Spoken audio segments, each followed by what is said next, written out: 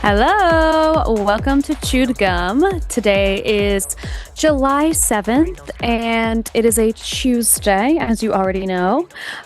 This is a show about rejecting purity culture, challenging misogyny, and the effects of religious trauma on women. I'm Alyssa. And I'm Taylor. How are you doing?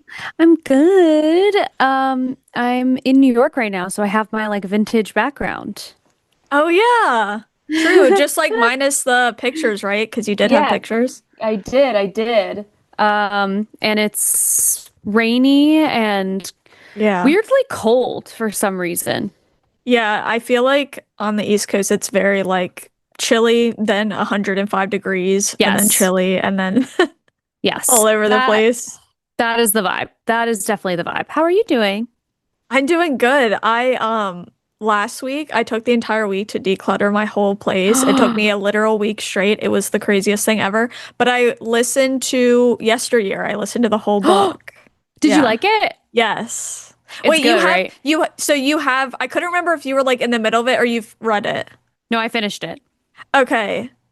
Yeah. I don't know. Spoilers if someone doesn't want to hear it or hasn't read that book. But I was blown away how the plot twist happened, or how the two stories connected, of her being back in time and her present, or whatever. So guys, if you guys don't know what I'm talking about, because I'm just saying shit, the book is about a trad wife who is an influencer online, and in the book is it every other chapter? I don't remember. I don't know. In the book, half the time it seems like she's back in time and she's very confused of what's happening.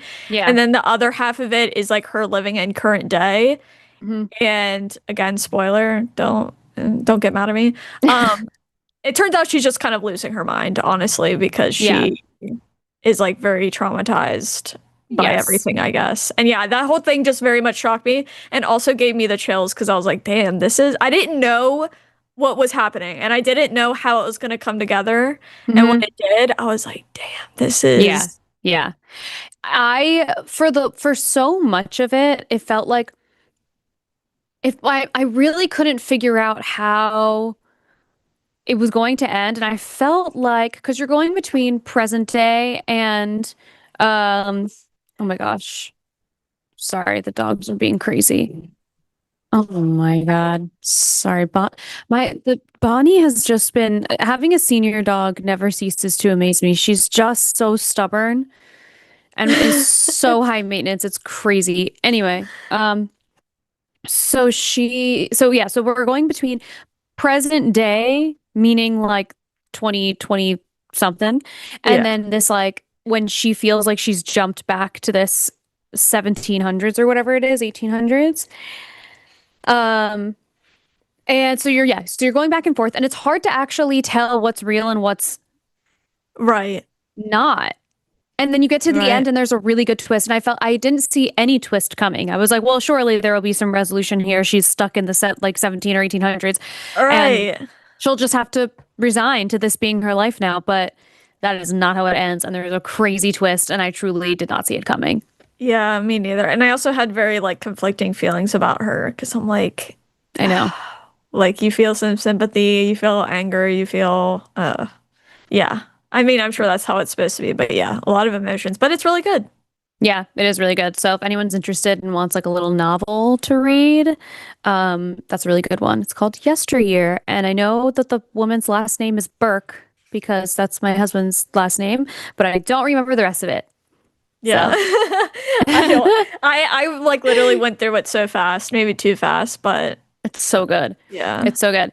Um, and how was the declutter? Do you feel like you Oh have my gosh, so it's much more so space in your good. house? It was so good. When I say I did it for a week straight, I'm not kidding. Because I had this like major anxiety of when I move one day, it's going to be a living hell, and I can't keep thinking like that because I want to move eventually. So I was Yeah. like, what if I dead ass just took this whole week off? Basically, I did some content, but I was like, what if I just take this whole week off and go hard, go ham, and literally organize everything? There's still like one closet I can organize, but I got rid of so much shit. I had so Hmm. many people coming and picking up stuff from freaking Facebook Marketplace where I was like, free shit, come get come and That's, get it.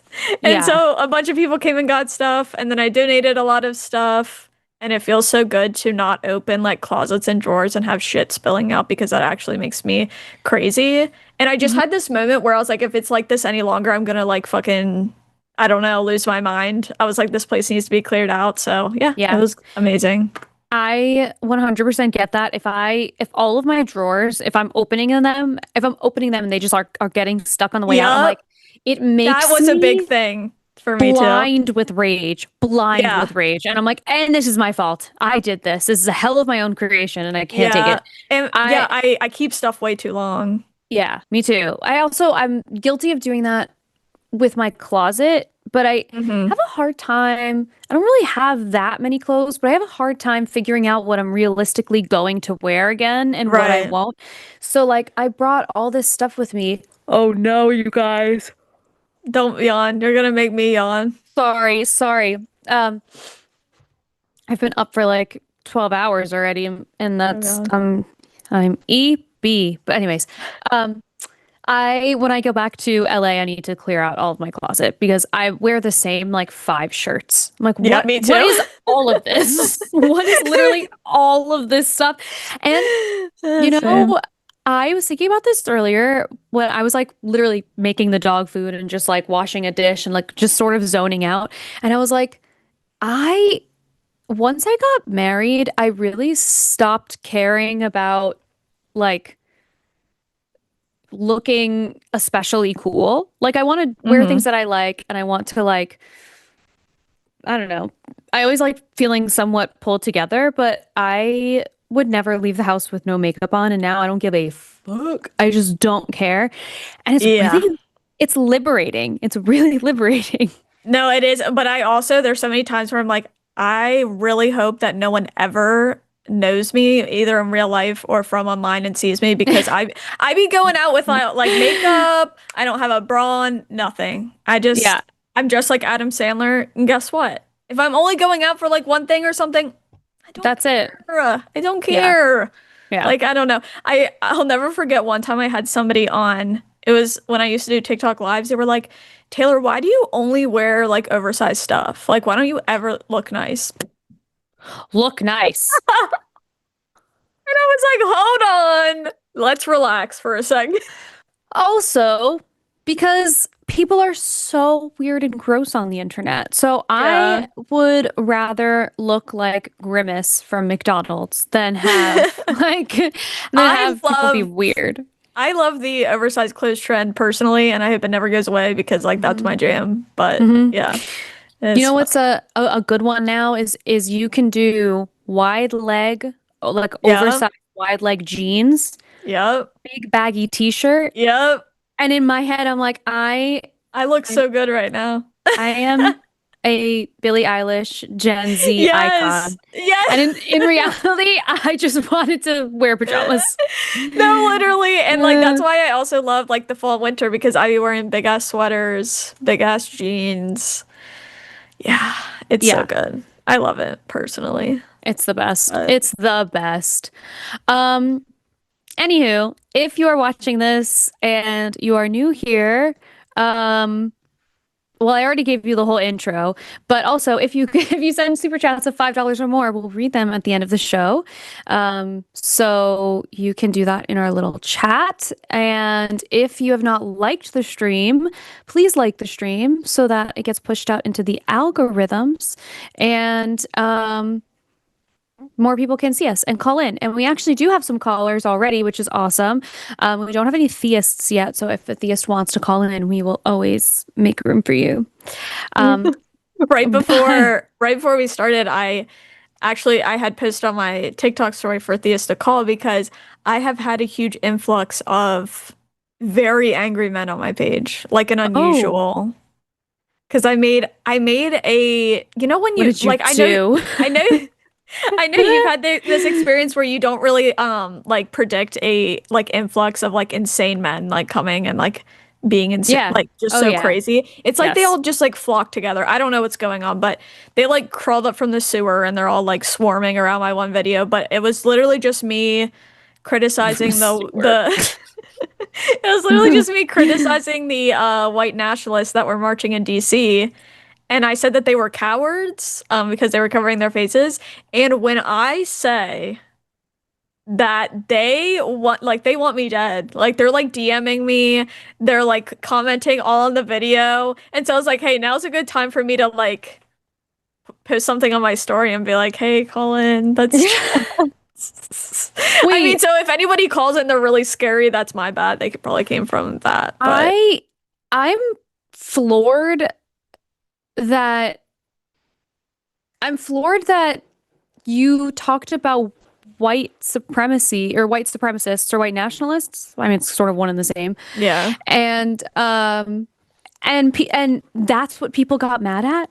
Yeah, and a lot of them were Christians. They had crosses in their bios or their usernames, and I'm like, this is why so often I talk about white supremacy and like evangelicalism and American Christianity because you guys are all crazy. Like you're all crazy. I don't know what Yes. your pro like obviously not every single Christian is a white nationalist, but I'm like, why are you guys the first ones on the front lines like defending these people? You're You freaking couldn't like weirdos. there's no like I support the queer community through and through. If there was a person who was a white nationalist and they were queer, it wouldn't matter to me that they were queer. I would be Yeah. like, you being a white nationalist is the wrong choice. Yeah, no, S yeah. No, I you think it's know? them also being like low key white nationalists. Maybe they're not like outward with it, but in my Yeah. mind, if you're like quick to defend them, I'm assuming that you are one or you support it. And Hmm. also, they would bring up just super racist so-called counter arguments. And I'm like, what are you even saying? And I also knew there was like a dark part of the internet coming to that video because I don't know, like I'm sure you'll know what I'm talking about, but you know how there are some just such niche dark parts of the internet where they use a whole different language or layered vocabulary and you're like, I don't Mm, even know what the fuck you're talking about. It'll be like memes or yeah. references or sayings and you know they're like trying to insult you or say something fucked up, but I don't even like it's such a part of the internet I've never been to that I don't even know what they're Yeah. saying. Yeah. Yeah. Yeah. It was very much that. I hate that for you. I really do. Yeah, fun times. Those moments on the internet are like why I like my address is nowhere on the internet and like you Yeah. can't find that shit anymore because it's just so you just never Yeah. know. And especially with something like that where it's like I would have made content like that and never thought that people would be Yeah. Yeah, defending. It's and so like, and crazy. it's like I know there are people like that out there, but it's just so random whenever that hits the wrong side of the internet, or they Yeah. all come at the same video. And I know a lot of times they'll a lot of people say they're all bots. I think that's so untrue. I'm not saying that bots obviously don't exist, but I'm like, no, these people exist. Like, I don't know why you're trying to say that they don't exist.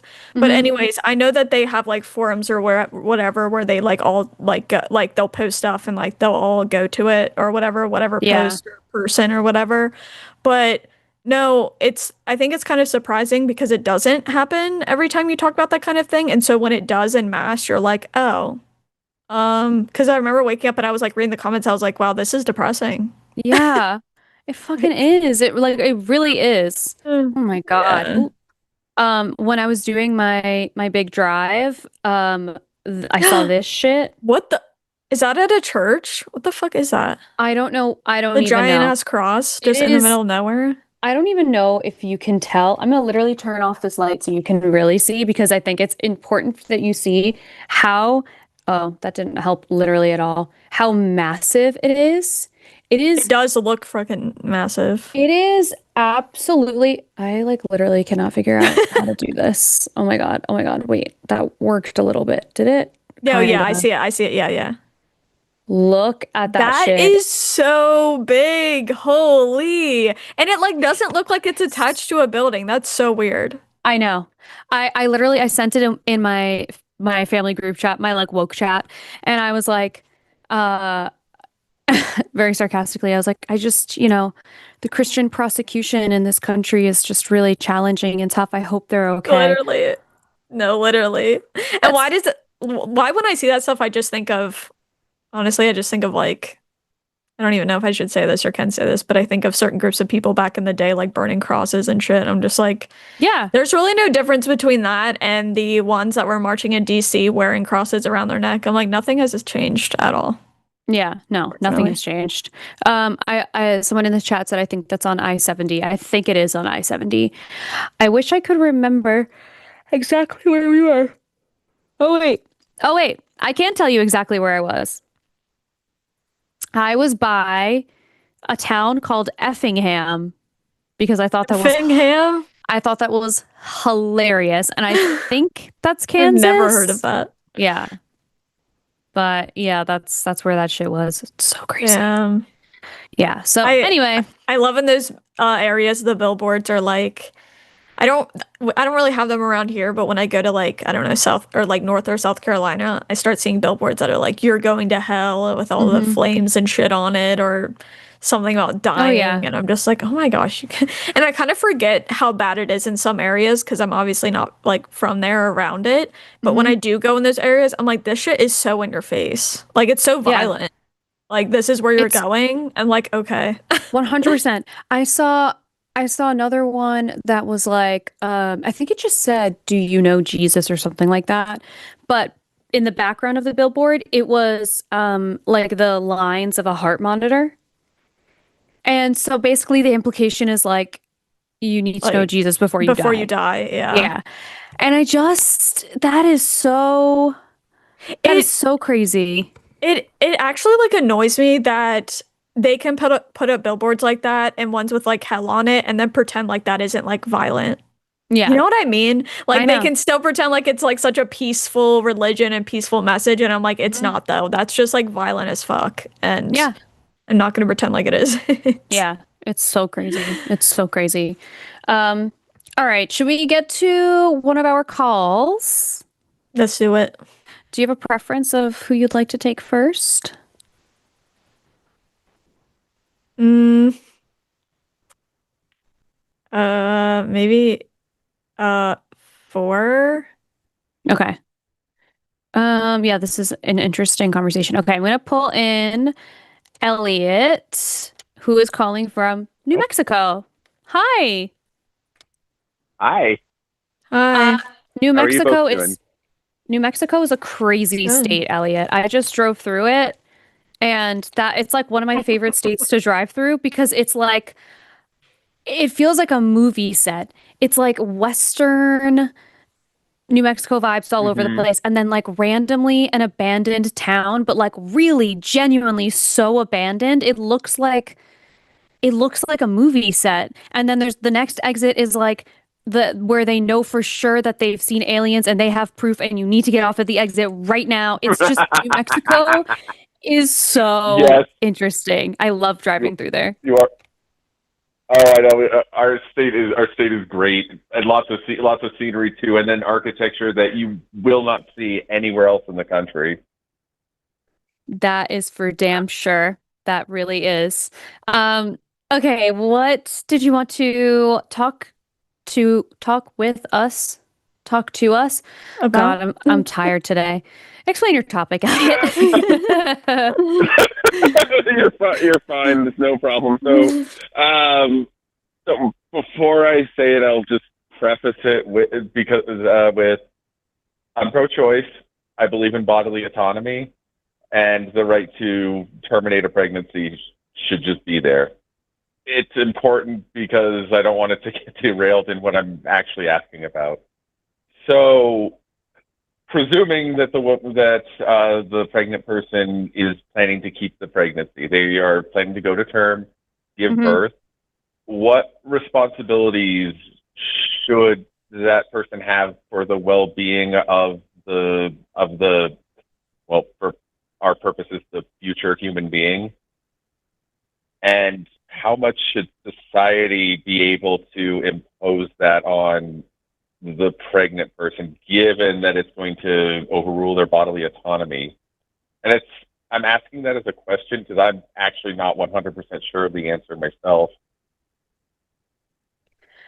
I think, I mean, so my first instinct is if you want to keep the pregnancy, then it's your responsibility to follow doctor's orders to the best of your ability. Like, I think, Sure.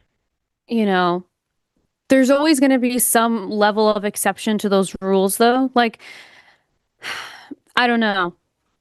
I think the goal is always to have the most amount of people be safe.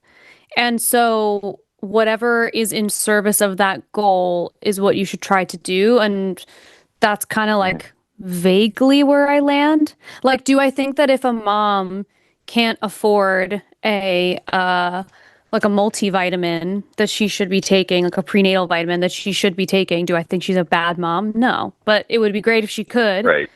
and the baby will probably be fine. But, you know, it's stuff like that where it's expensive to be pregnant, it's expensive to be healthy here, it's Hmm. expensive to be sick.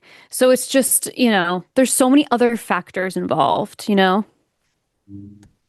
Sure. Or are we talking about like up until birth, or are we talking about like raising a child and everything, or what are we talking about? I don't know So if for I.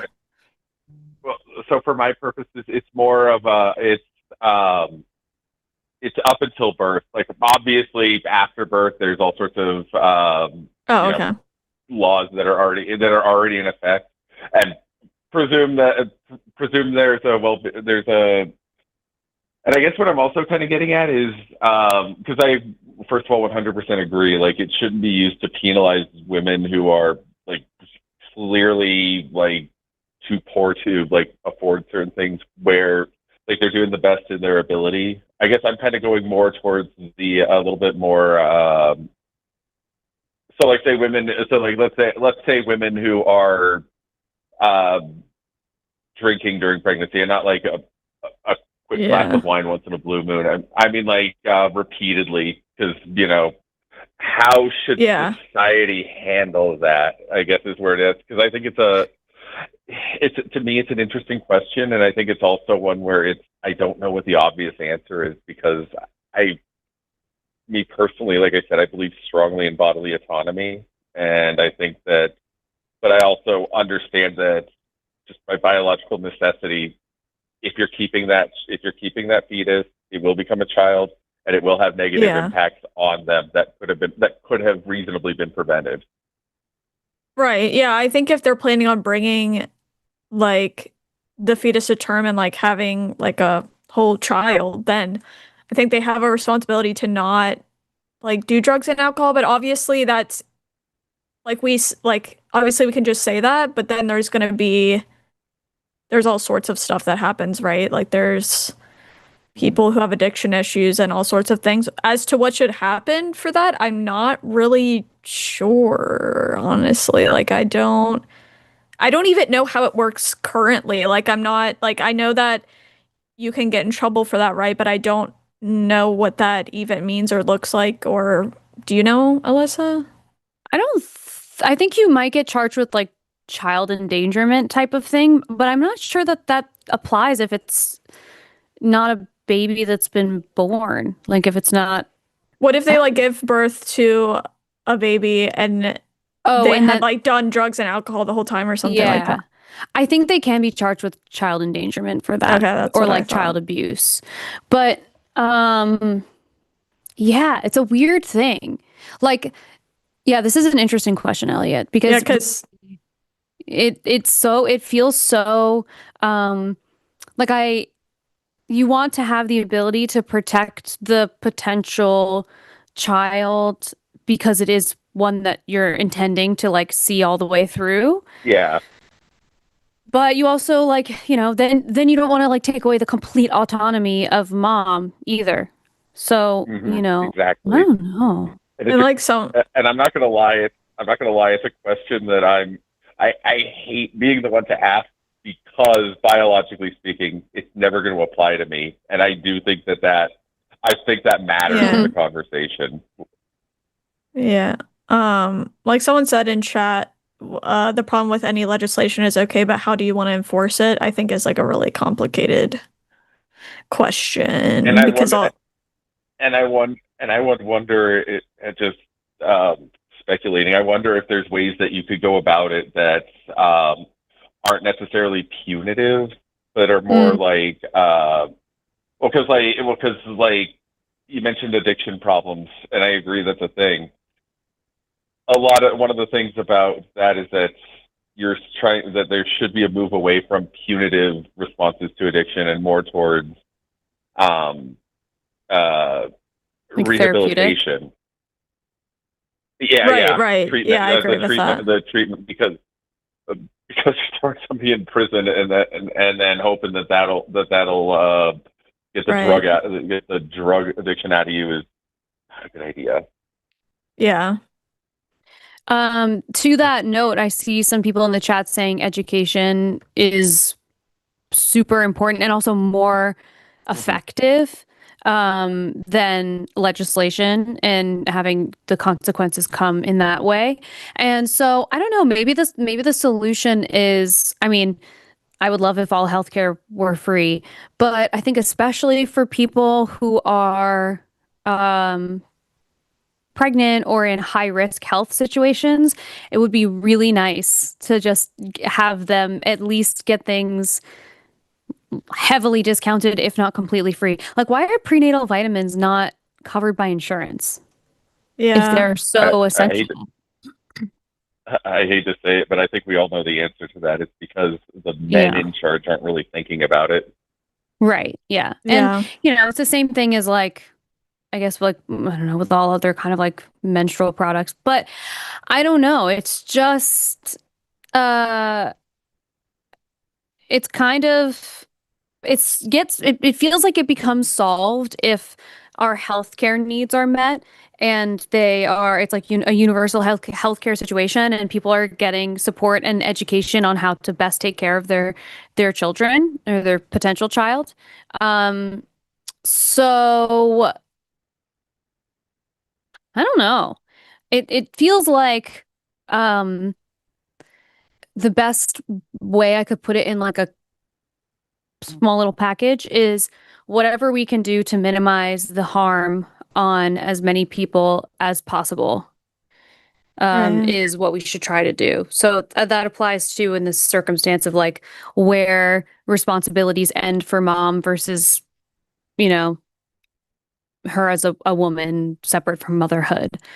So Right.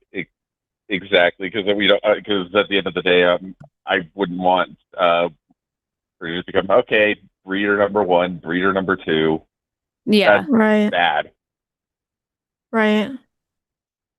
Yeah, I feel like a lot would help if we had free healthcare. Uh, Like pretty much help everything. preaching to the choir.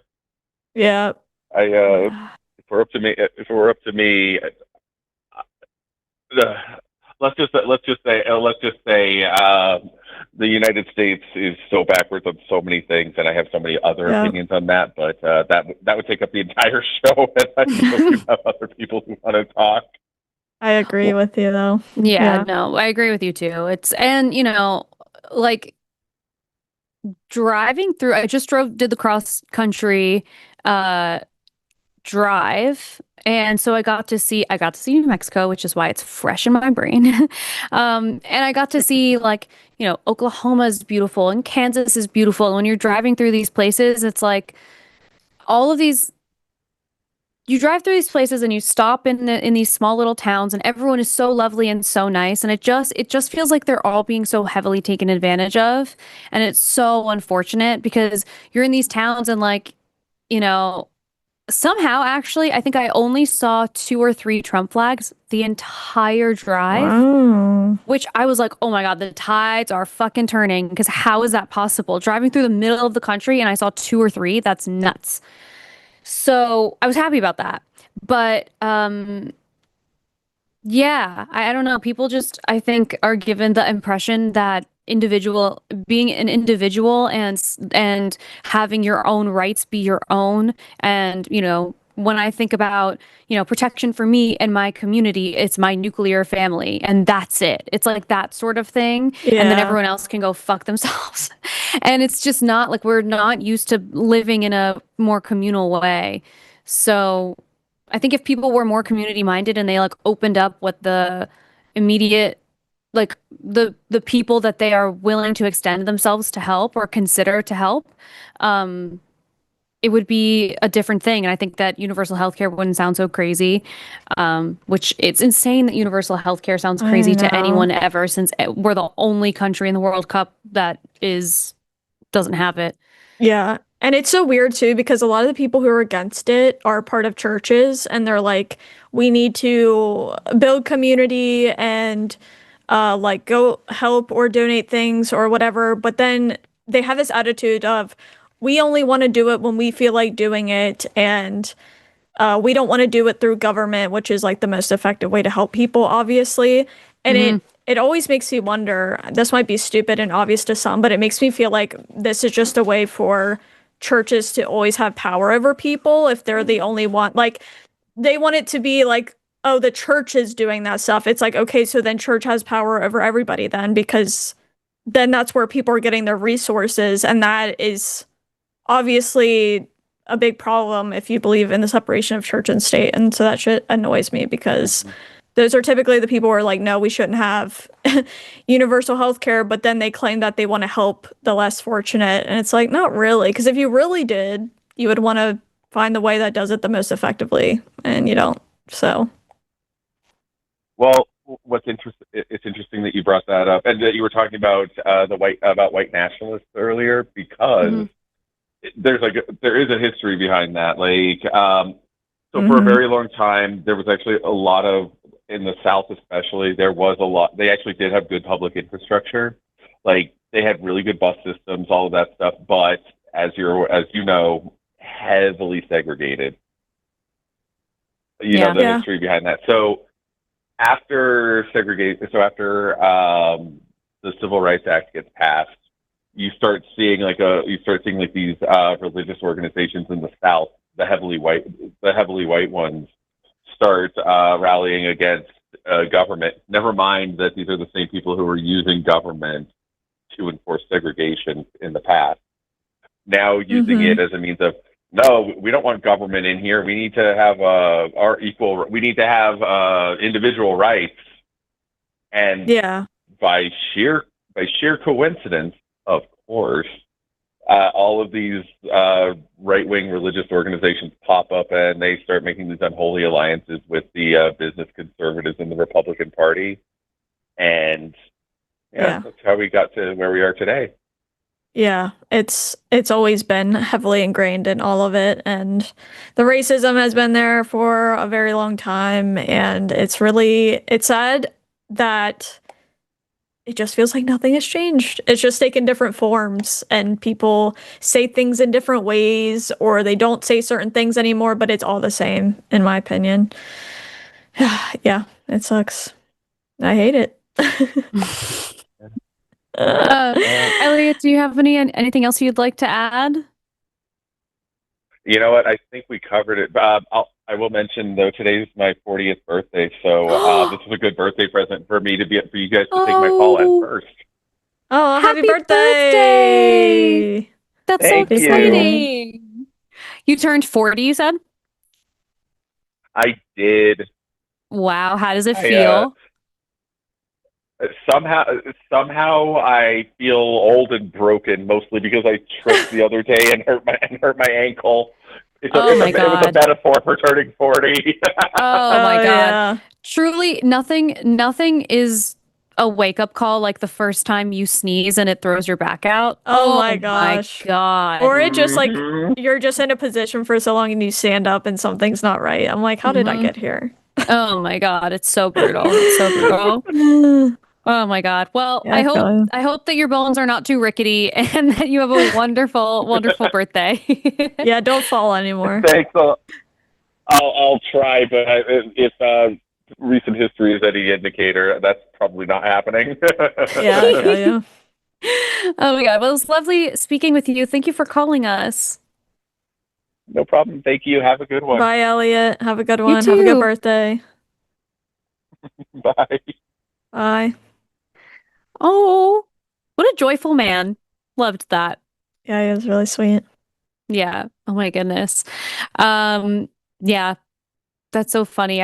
I was just thinking about how like because of the drive, I was sitting in the same position for like 3.5, 4 days, and my back is like It's wrecked. It's killing me. There are things that hurt that it doesn't make sense. Be like, hurting. why does like here hurt?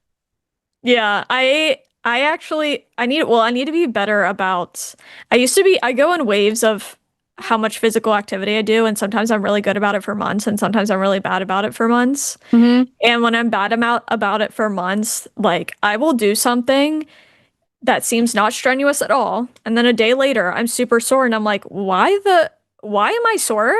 And then I think back a day or two, I'm like, there's no way that is why I'm sore. It actually makes me mad because I'm like, okay, that's really pathetic. Yes. On No, my I know. end. I 100% understand. Do you want to know what's like sort of, I need to say this quietly because I'm in my parents' house. One of the worst wake-up calls of getting older is when I'm like, why does my whole body hurt? And the only thing I did the day before that could possibly contribute to that is I had sex once. And I'm like, this is so embarrassing, actually. That's me of like having a day of like walking around and I'm like, my legs hurt. Wow. Right. Like, yeah. Mortifying. Yeah, it is mortifying. Oh my God. I feel like that. Oh God. Well, if you're watching this and you haven't liked the stream, please like the stream. We have some lines open too. So if you would like to call, you can call the number on the screen. It's 720-619-2288 or the web link that is, oh, hello, Bonnie. Surprise, surprise, up my ass. The web link is in the description. And and so you can give us a call there. If you are not a patron, please go to patreon.com/calltheline and you can join us there. I feel like there's another announcement that aside from the shows, that I always forget to do, but okay, I don't know. I'll read all the shows in a second. Our little portal is being a little funky. Oh, do you have the show? I'm able to log in on my streaming computer. So. Oh, okay. Yeah, girl. Then go for it. And I'm gonna pick up Bonnie because she's being such a little.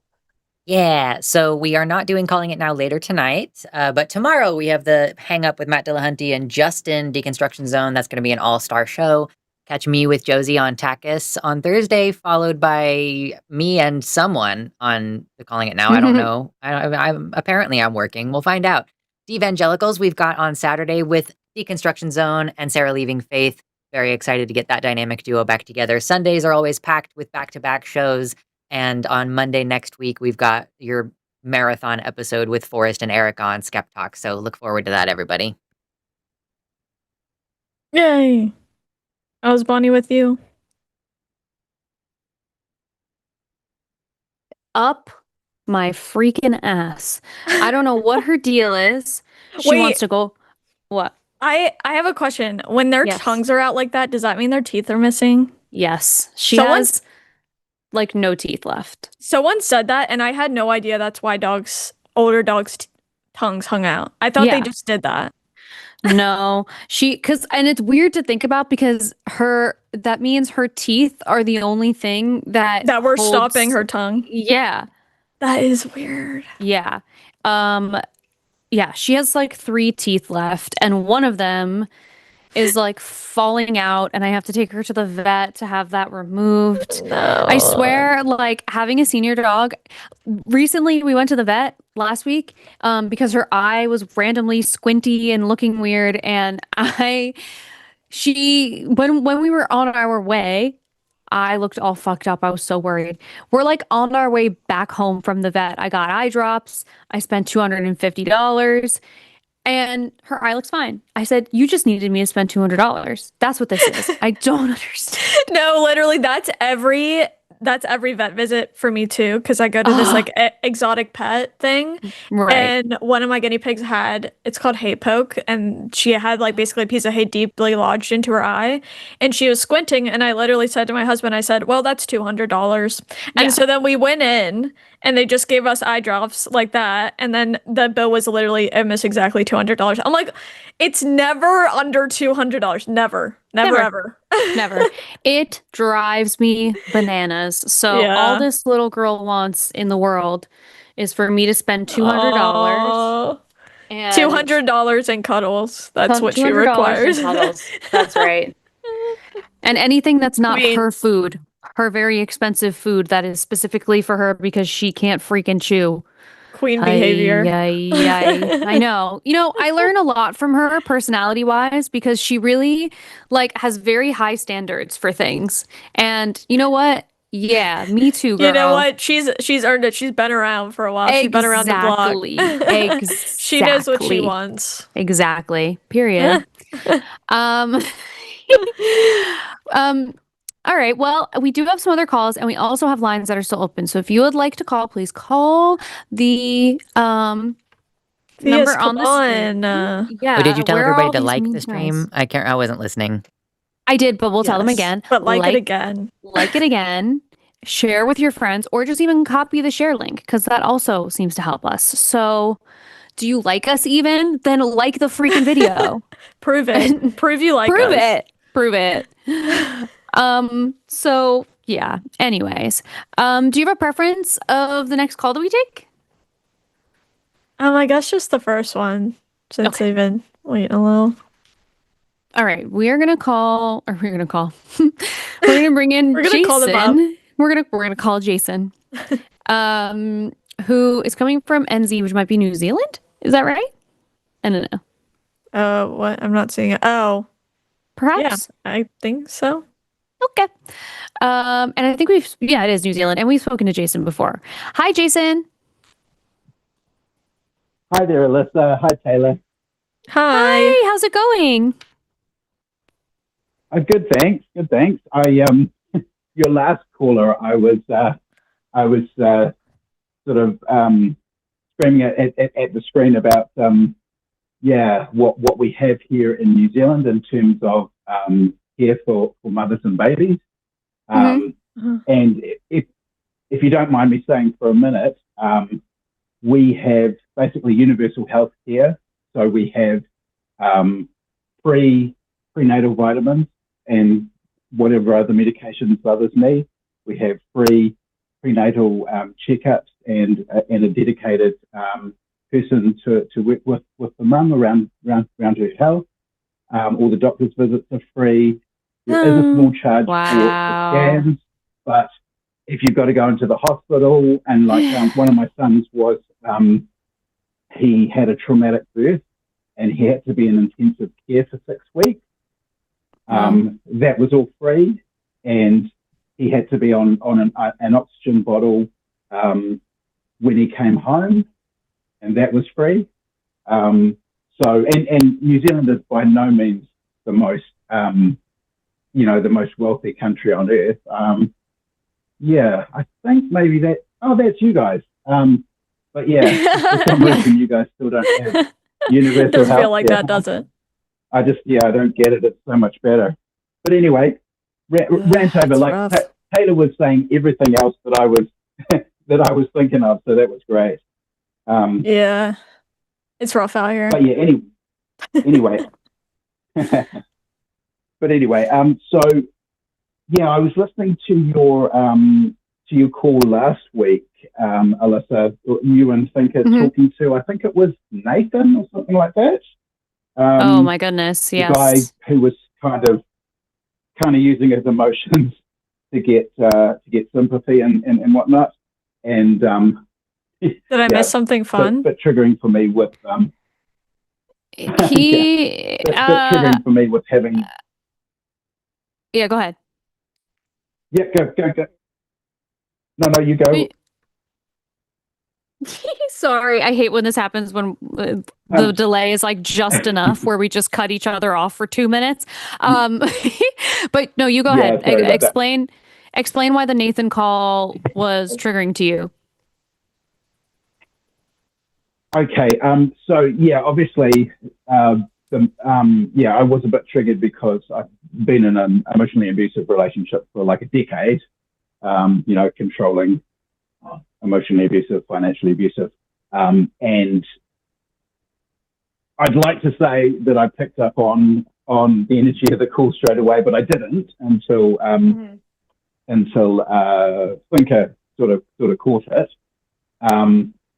But I was actually more annoyed by the other part, which was kind of some of the ways that things were being said in the call, and that was from both sides. Because I've got a social science and psychology background, and also a science background. So in terms of thinking about things in the meta, I think thinking about things in terms of men and women, that's forcing us to look at things in ways that are unhelpful, and just to kind of illustrate what I mean, in terms of them being men and women being bad categories. Think about like if you had a box full of toys, and that got a bunch of toys like that were on the ground, and you asked your children to tidy them up. Well, they could go and get, say all the Legos and put them in a container, and all the soft toys and put them in a container, etc. But they could also go and get all the blue things and all the red things and all the yellow things, or they could get all the things that belong to one child and put them in one area, and all the things that belong to another child. But I think when we talk about people, we talk about men and women in ways that are really totalizing, like in ways that kind of play into stereotypes. And as somebody who falls pretty far out of the stereotypes that there are for men, it can be, one, it's uncomfortable, but two, it can have some very serious ramifications, because of course the assumptions that people make, like obviously one of the assumptions that people might make about women is that they're less intelligent, or that they're less capable, where it comes to physical things, or in combat, or whatever. But equally, there are some really harmful stereotypes about men, like us being dangerous, or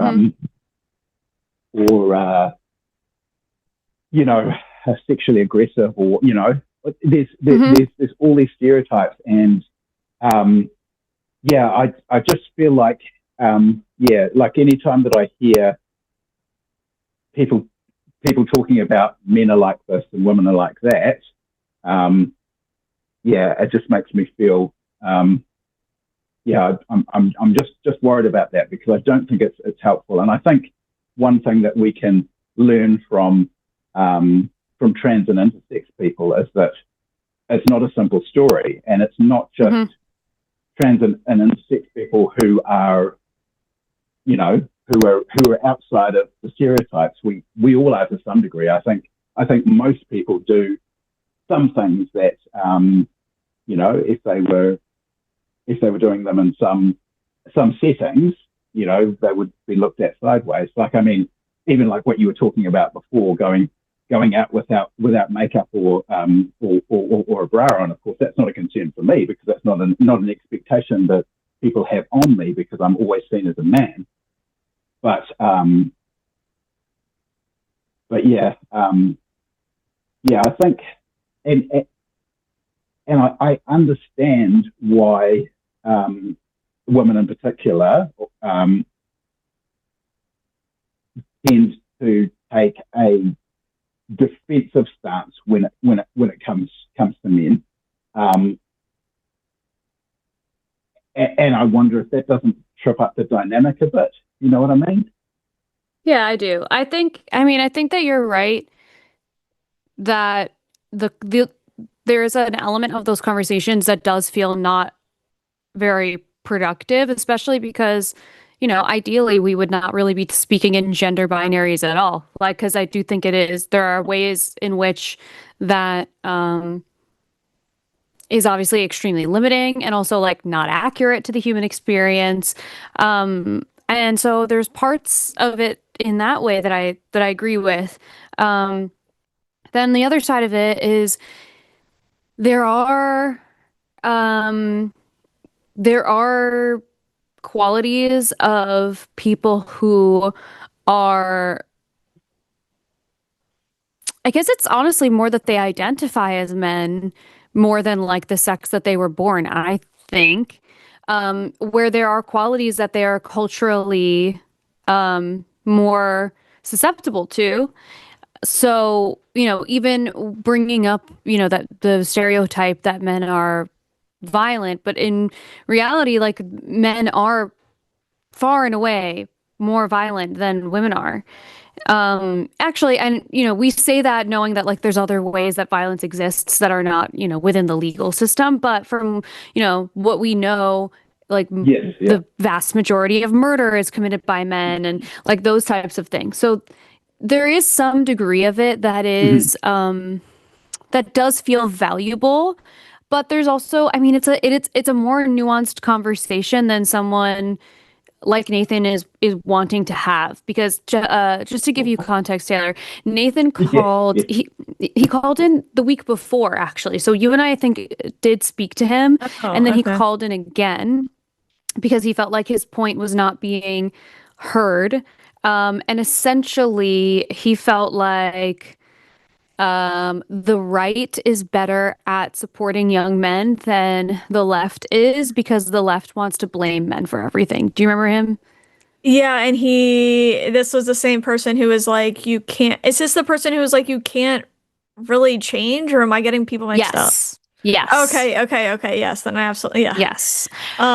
He had called back. The conversation was kind of the same. He like cried at the end of it. Like, he obviously is. Oh, so he did call in last week? Yeah, he called in last week. And he cried.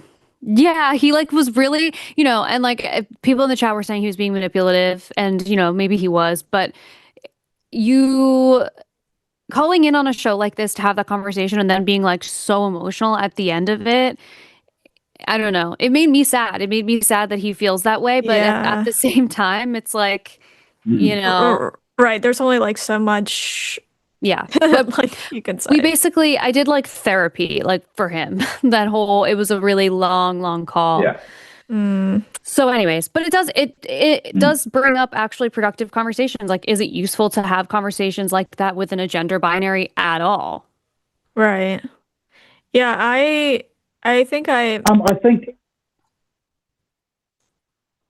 Sorry. I think yeah, there can be stuff there can be stuff that can be learnt and that can be talked about in a constructive way. It's just I just wonder about the language of saying, you know, men are like this and men are like that and women are like that kind of stuff. Right. I just wonder if there's a better way to talk about it, because just of the assumptions that keep getting made, and like obviously it's harder for people to change in productive ways if they're still being seen in the same way, if you know what I mean. Yeah. And because I mean, obviously there's characteristics about us all that we either may not be able to change or we may not want to change, but that doesn't mean that we can't change other aspects of our behavior. And I just want to disrupt the assumptions that get made about people. I think I mostly agree, but I'm also kind of the same as Alyssa in the way that, like, sometimes I think it's like, I don't know. I think sometimes statistics and stuff when it comes to men and women can be useful in different areas if it comes to like safety and stuff like that and like addressing stuff like that. But as far as like people, especially growing up, being like men should be like this, or women should be like that, yeah, I think it's not like very helpful or productive typically. Yeah.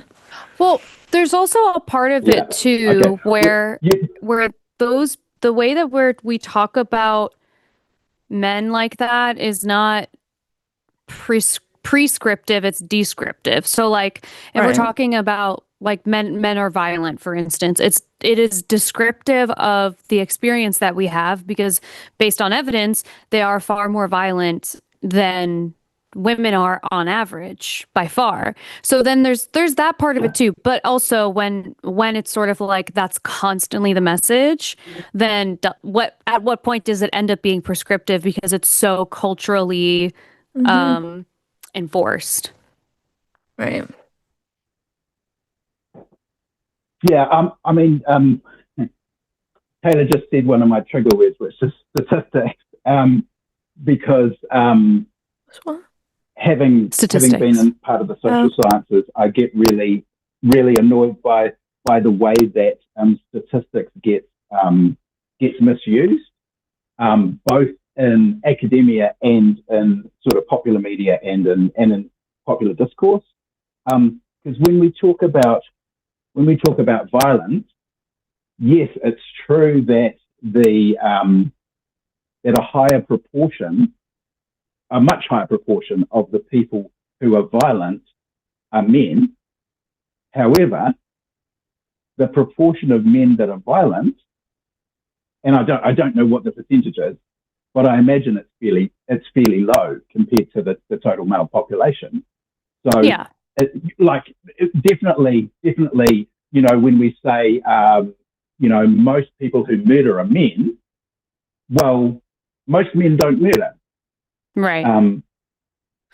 I think, you know, where it ends up getting even more interesting too is the violence one is, I think, interesting to use as like a case study. But if you feel like it ends up being a bad example, we can switch to something else. But for something like the circumstance of violence, you know, it's like 1 in 3 women are sexually assaulted in their lifetime. And the vast majority of the time, it's men who are doing it. And so in that, it's sort of like, I can't remember what the like commonly used expression is, but if there was like you know, a room full of non-poisonous snakes and there was one snake in there that is poisonous, like you just wouldn't go into the room and you'd say, well, this could potentially be really harmful to me. And when you see so much, it's like not every man. It basically it's sort of like not all men is kind of like the conversation. Not all men are going to sexually assault, but enough women are victims of it that it's worth pointing out the pattern and being aware of it for the sake of safety first, and also for the sake of, like, you know, the men also being able to be aware. Like, I think it's important for the sake of awareness too. Like, knowing that if you are walking late at night and a man is walking down the street and a woman is walking down the street on the same block, and she decides to cross the street, that's actually that was probably a reasonable choice, because the the possibility of her being attacked is high, regardless of whether the attack would come from regardless of whether the attack is likely to have come from that person. You know what I mean? Yeah, yeah. And I take your point. I see what you're saying. However, I think that there's a couple of ways I want to push back on it, and Yeah. I'm not certain that I'm right, but this is just what I'm thinking. So we can see now how this idea that men are dangerous in general is feeding into the trans panic and the anti-trans sentiment about danger in bathrooms, or as we say over here, toilet. And yes, it might be true that most of the violence of whatever description that happens in bathrooms is from men. When you look at the number of assaults or sexual assaults that happen in bathrooms, it's tiny. And if we look at another situation where there is genuine statistical risk, it's crossing the street. And yet we do have caution, but we don't have the same level of fear about crossing the street. You're much more likely to be harmed by crossing the street than you ever are by someone, especially a stranger, assaulting you. And I think conservatives play on these fears, which they're not baseless, but I think they're overblown. What do you think about that? I guess I think of like I feel like typically conservatives are playing into fears though that aren't as likely. Like, for example, they'll always, try and make everybody afraid of like drag queens and trans people, and the numbers aren't even there for that stuff, versus, let's say, people or like pastors assaulting kids in churches. So I don't know. That's just like what my mind goes to right away. I do understand what you're saying. Yes. In that way, I just don't know. One sec. I think that it's tough because how it feels for me is a cost benefit analysis. It's like, if the options are I contribute to this feeling that men are unsafe, or I put myself in a potentially unsafe situation and all I have to do is cross the street, I would rather cross the street. So I think that's like where that comes from. And it's like, if you have a kid and you found out that, like, they were stuck in an elevator or something, and the whole elevator, if you have a young girl and she's stuck in the elevator with only men, that feels different than your young daughter being stuck in the elevator in a small space with women. Like, the cost benefit analysis is there. It's like the possibility is great enough to want to protect myself. And it's also like, I'm not staying on a side of a street to make to what end? To make that person comfortable? Fuck that. If I'm not going to put my life in a more dangerous, potentially more dangerous place if all I had to do was cross the street to make that no longer the case. So it's like it's a yes and situation because I want there to be freedom for men in this situation. And I also agreed with Nathan that the right has had really powerful and effective messaging for young boys. And I understand very much and empathize very much with how, these are young men and they're being kind of like blamed in some way for so much of what goes on. And it's like, how do they carry that weight? And they just got here, So I get that. And I think there's nuance in there because women are in a place to feel less safe. And I think that that's justified enough. But like if I were in a bar or something and a guy came up to me and was talking to me and there were other men around, I wouldn't feel unsafe.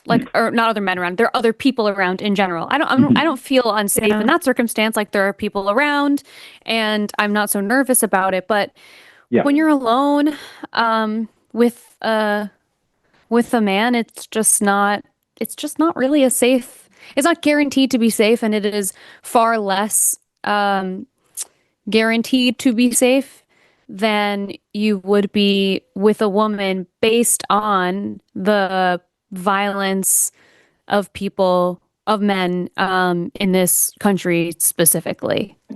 I don't know if I just word saladed. I don't think I did. No, I understand what you're saying. Tell me if I did. No, not at all. Not at all. And I just want to say I'm not encouraging any women out there to distrust their feelings or to try, say, for example, you were walking down the street and you see a man coming towards you, and you might want to, you might feel like crossing the street. Do that. It doesn't matter whether he might be offended at you thinking that he's violent, or if it happens to be, a black man, they might think that you're racist for crossing the street or whatever. Obviously, your safety in that situation comes first. But I'm just talking about in conversation. I think it's worth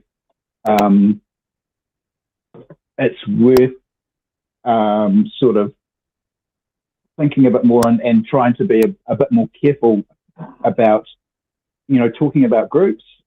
Yeah, that's all. I agree. All. Yeah, I'm not wanting anyone to put themselves in dangerous situations. Yeah. Yeah, I agree. I think I just had one crazy thought that I'll just say because it feeds into what I think might have been the good part of what Nathan was trying to drive at, but is a little bit sort of conspiracy theory. Do you think it's possible that the Conservatives set people up to fail by using purity culture to cut off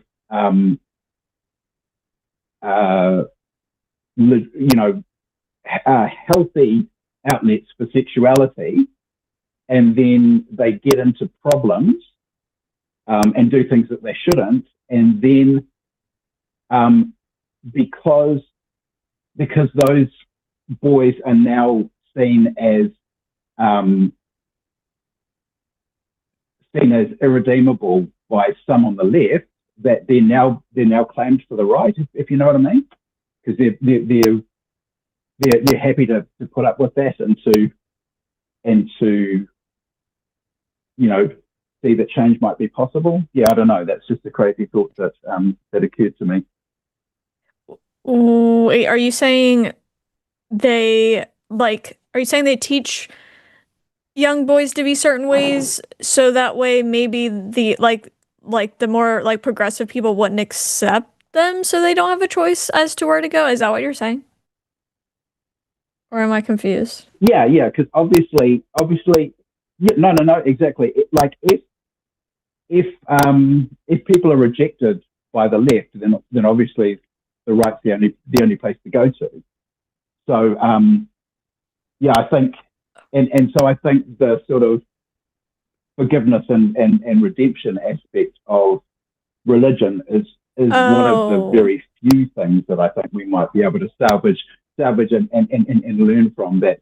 That if people make mistakes and they show that they understand and they're wanting to change, that we actually allow them and help them rather than sort of demonizing and Yeah, I feel like there's a combination of things. I think that religion is definitely like attractive in that way of like, oh, you can be forgiven no matter what. I mean, that's even how like they said that Jeffrey Dahmer was able to just like ask God to like to believe in him and ask for forgiveness or whatever. But on top of that, I think sometimes progressives can have a hard time with forgiving and like accepting people changing and stuff, which is something I think that progressives need to work on, or else like you can't see real change if you're not willing to accept people actually changing or wanting them to change.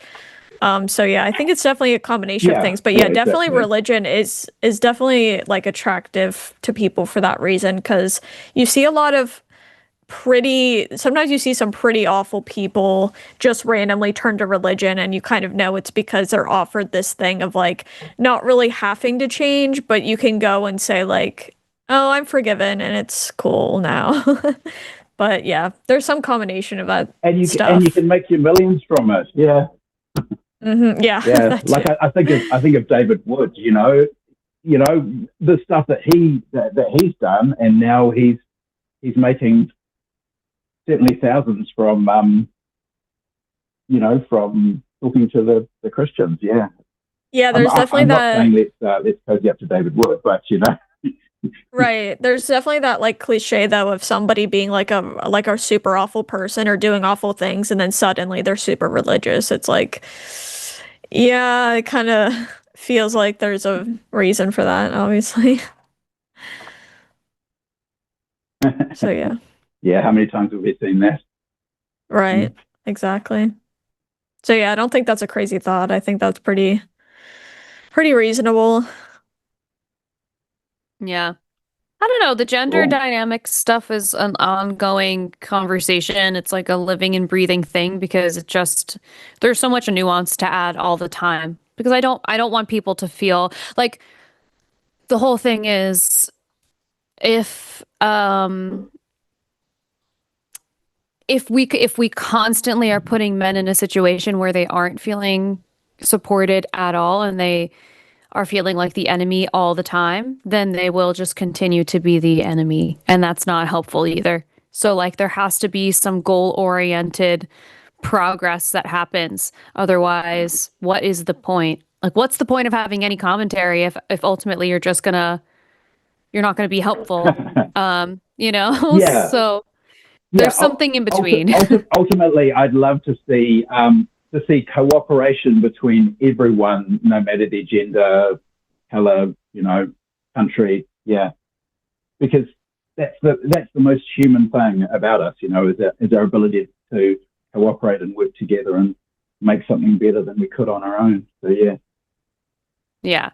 Yeah, I know. I hope we get back to that. It feels very far away in this moment. Yeah. But I think we'll still always be in the majority, those of us who want to move forward and be positive, because that's just how humans are.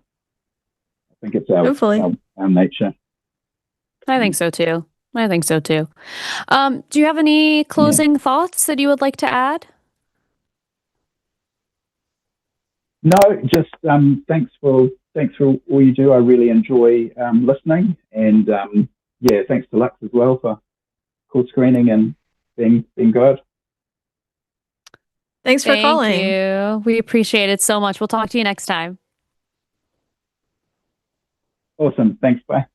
Bye. I like Jason. Yeah. We've had Two Jason show call callers. before. Yeah. Yeah.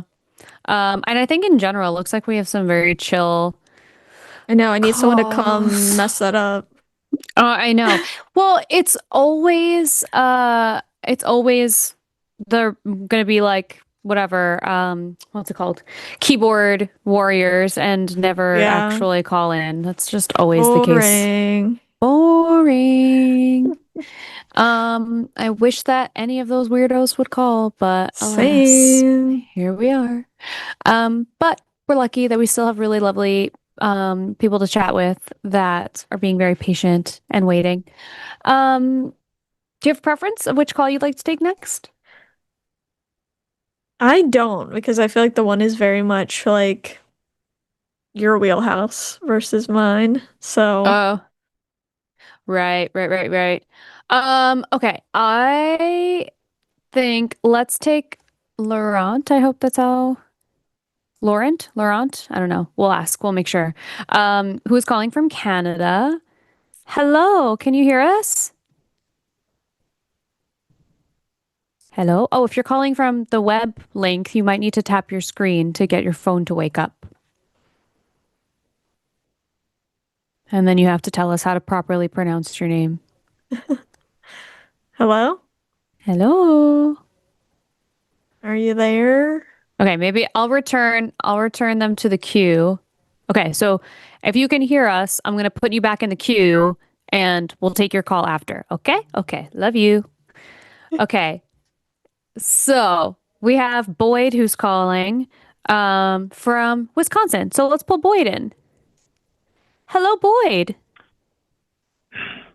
Hi, Alyssa. Hi, Taylor. How are you? Hi, good. How are you? Oh, it's my birthday, so yeah. Oh my goodness. Another So many birthday. birthdays. Happy birthday. Yeah. Happy birthday. Why, thank you. Thank you. Yes, before we get with the discussion, I know you have other callers, but this is a heavy subject. In the past 3 weeks, have literally seen dozens, and I'm not exaggerating, videos of you, Alyssa, of Taylor, of Eve Was Framed, and I've been an atheist for, almost 30 years, and I have learned it. A lot of what you have talked about and just a lot of topics have made me take a step back and really rethink. So really, I tip my hat off to all three of you, and it really kind of rattles my cage when people troll and just have to, result to not just name calling, but really just horrible statements. But unfortunately, that is reflective of who they are. Yeah. Yeah. So Well- I am dealing with a very real but very heavy topic, and that is it does involve death, but in particular suicide. And how does the atheist community deal with suicide? For the record, yes, I have lost someone to suicide. Mm-hmm. Yeah. I'm very sorry for your loss. Yeah. I don't know. It kind of feels like, to me, it feels like, we try to do the best that we can to support everyone around us in our community. And I think there's only so much that we can do to help other people. Some people are not going to share enough of what's going on, or some people are kind of struggling with something that, I don't know, is beyond what like any friend or family member could do for them. So it's just like it's tragic for the people that are ultimately left behind. But I don't know. Taylor, what when are your you thoughts? when you say that, do you mean like how, like, are you asking like what you can do to help people? Or are you saying like dealing with the grief, or what exactly do you mean, like, in relation to The it? grief. The The grief. grief. Yeah. Um, Because, well, please. No, go ahead. Go ahead. Yeah, because this happened. My friend's name was Brian, and first off, nobody saw any warning signs, and that was the scary part. Nobody saw any warning signs, and he just seemed to be fine. And then I got a call from his roommate, and he told me he jumped off a bridge. And Wow. for me, I for about probably almost a year, I suffered from anxiety, panic attacks. I became paranoid over, I won't go into all the details, but just looking back, yes, some extremely ridiculous, but at the same time, things that I wouldn't want people to know because it could have ended friendships. And I'm man enough to say, yes, it was all in my head. I did finally, I only attended it once, but there was a group of survivors dealing with suicide. And so this was in 2001, and it happened. The date of the meeting was on the worst day of 2001. Yeah. Oh, no way. Yeah. Whoa. And I didn't want to go. But no, I told myself that I would, and I did. And it didn't make it any easier. It really didn't. And you can, you're able to find closure, and you're able to move forward. You have to. But it leaves a wound. And yeah, I've definitely realized that wound is not going to go away. It never does. Yeah. Never. Right. Well, I think religious people will say, well, they're in a better place and they're in heaven and, you'll see them again and that sort of thing. I think I'll say for me personally, when somebody commits suicide, that for them, that is the only way that they thought they would ever experience peace. And so if every day of their life felt so unimaginably difficult and impossible, there's a way that in processing grief for things like that, I can be sort of like, well, I'm happy that they're not in pain anymore and that they, are not suffering through every single day of their life. And, it's kind of selfish when I phrase it this way, but I can be really happy with, the moments that I had to connect with this person and the way that I actually got to know them and be really grateful for that. And the hole that is left, I think, is there whether you're religious or not. I think there are some people that, especially when it's unexpected, especially when it's so far before their time, they were young, there's no, it's heartbreaking no matter what. I will never forget the first time that I lost a person who was a friend and not a older family member. And it was just I still think about him to this day because it never really sits right ever. It's just hard always. So I think a really solid therapist is helpful to work through all of the grief and the feelings around it. But I don't know that there's any, one way. There's also, oh gosh, there's a book also, and I'll find out the name of it for you, about grief that I think would also be helpful to you maybe. Sure. Also, for me, I've never had to deal with someone I personally know committing suicide. And the closest person I've lost to myself is my dad. And I will say once I was an atheist, I kind of had to do the whole grieving thing over again of okay, I don't think I'm going to see them again. I think that, the time that they had here was it. But what I will say is one thing that I think has helped me, and again, I know it's not going to be the exact same because there are different situations, but it has helped me frame it when I'm like, this is something I need to maintain rather than something I need to get over. Like to me, grief is like a thing that's always around. It's always just like a part of who I am now. And that might sound depressing to some people, but I think for me, it feels realistic to be in the mindset of like maintaining grief. And sometimes I try to, and I'm not always successful at it. Sometimes, you know, things feel sad or things feel more okay other days. But I do think a lot about what people say about grief, about how obviously grief is something we feel because we like had the privilege of loving somebody and cherishing them, and like how lucky we are to have grief because, you know, we had such a close relationship with someone and that means we really love somebody.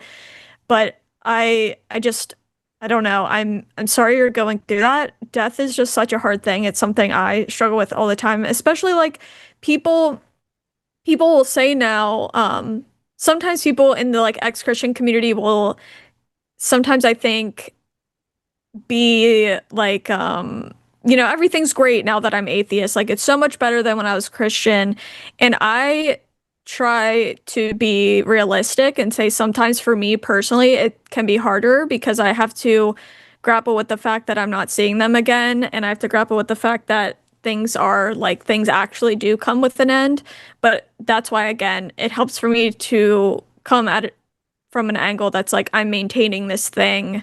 And that's okay to just be maintaining it versus, oh, this is something I need to get over. This is something I need to heal from. Yeah, you can like over time stuff can like feel better, but for me, grief isn't something to really heal from. It's something to maintain and, you know, just live through. But I know that might not be helpful to some, and I'm just sorry that you're having to deal with that. That's really hard.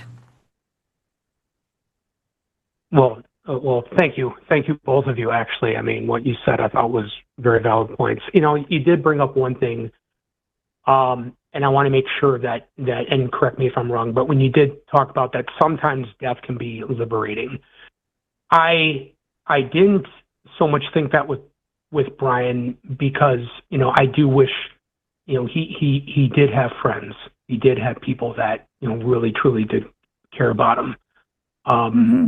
But on the other hand, you know, when my dad died, which is a little over 10 years, I actually think death for him was liberating. And see, the ironic thing was he was a fundamentalist Christian.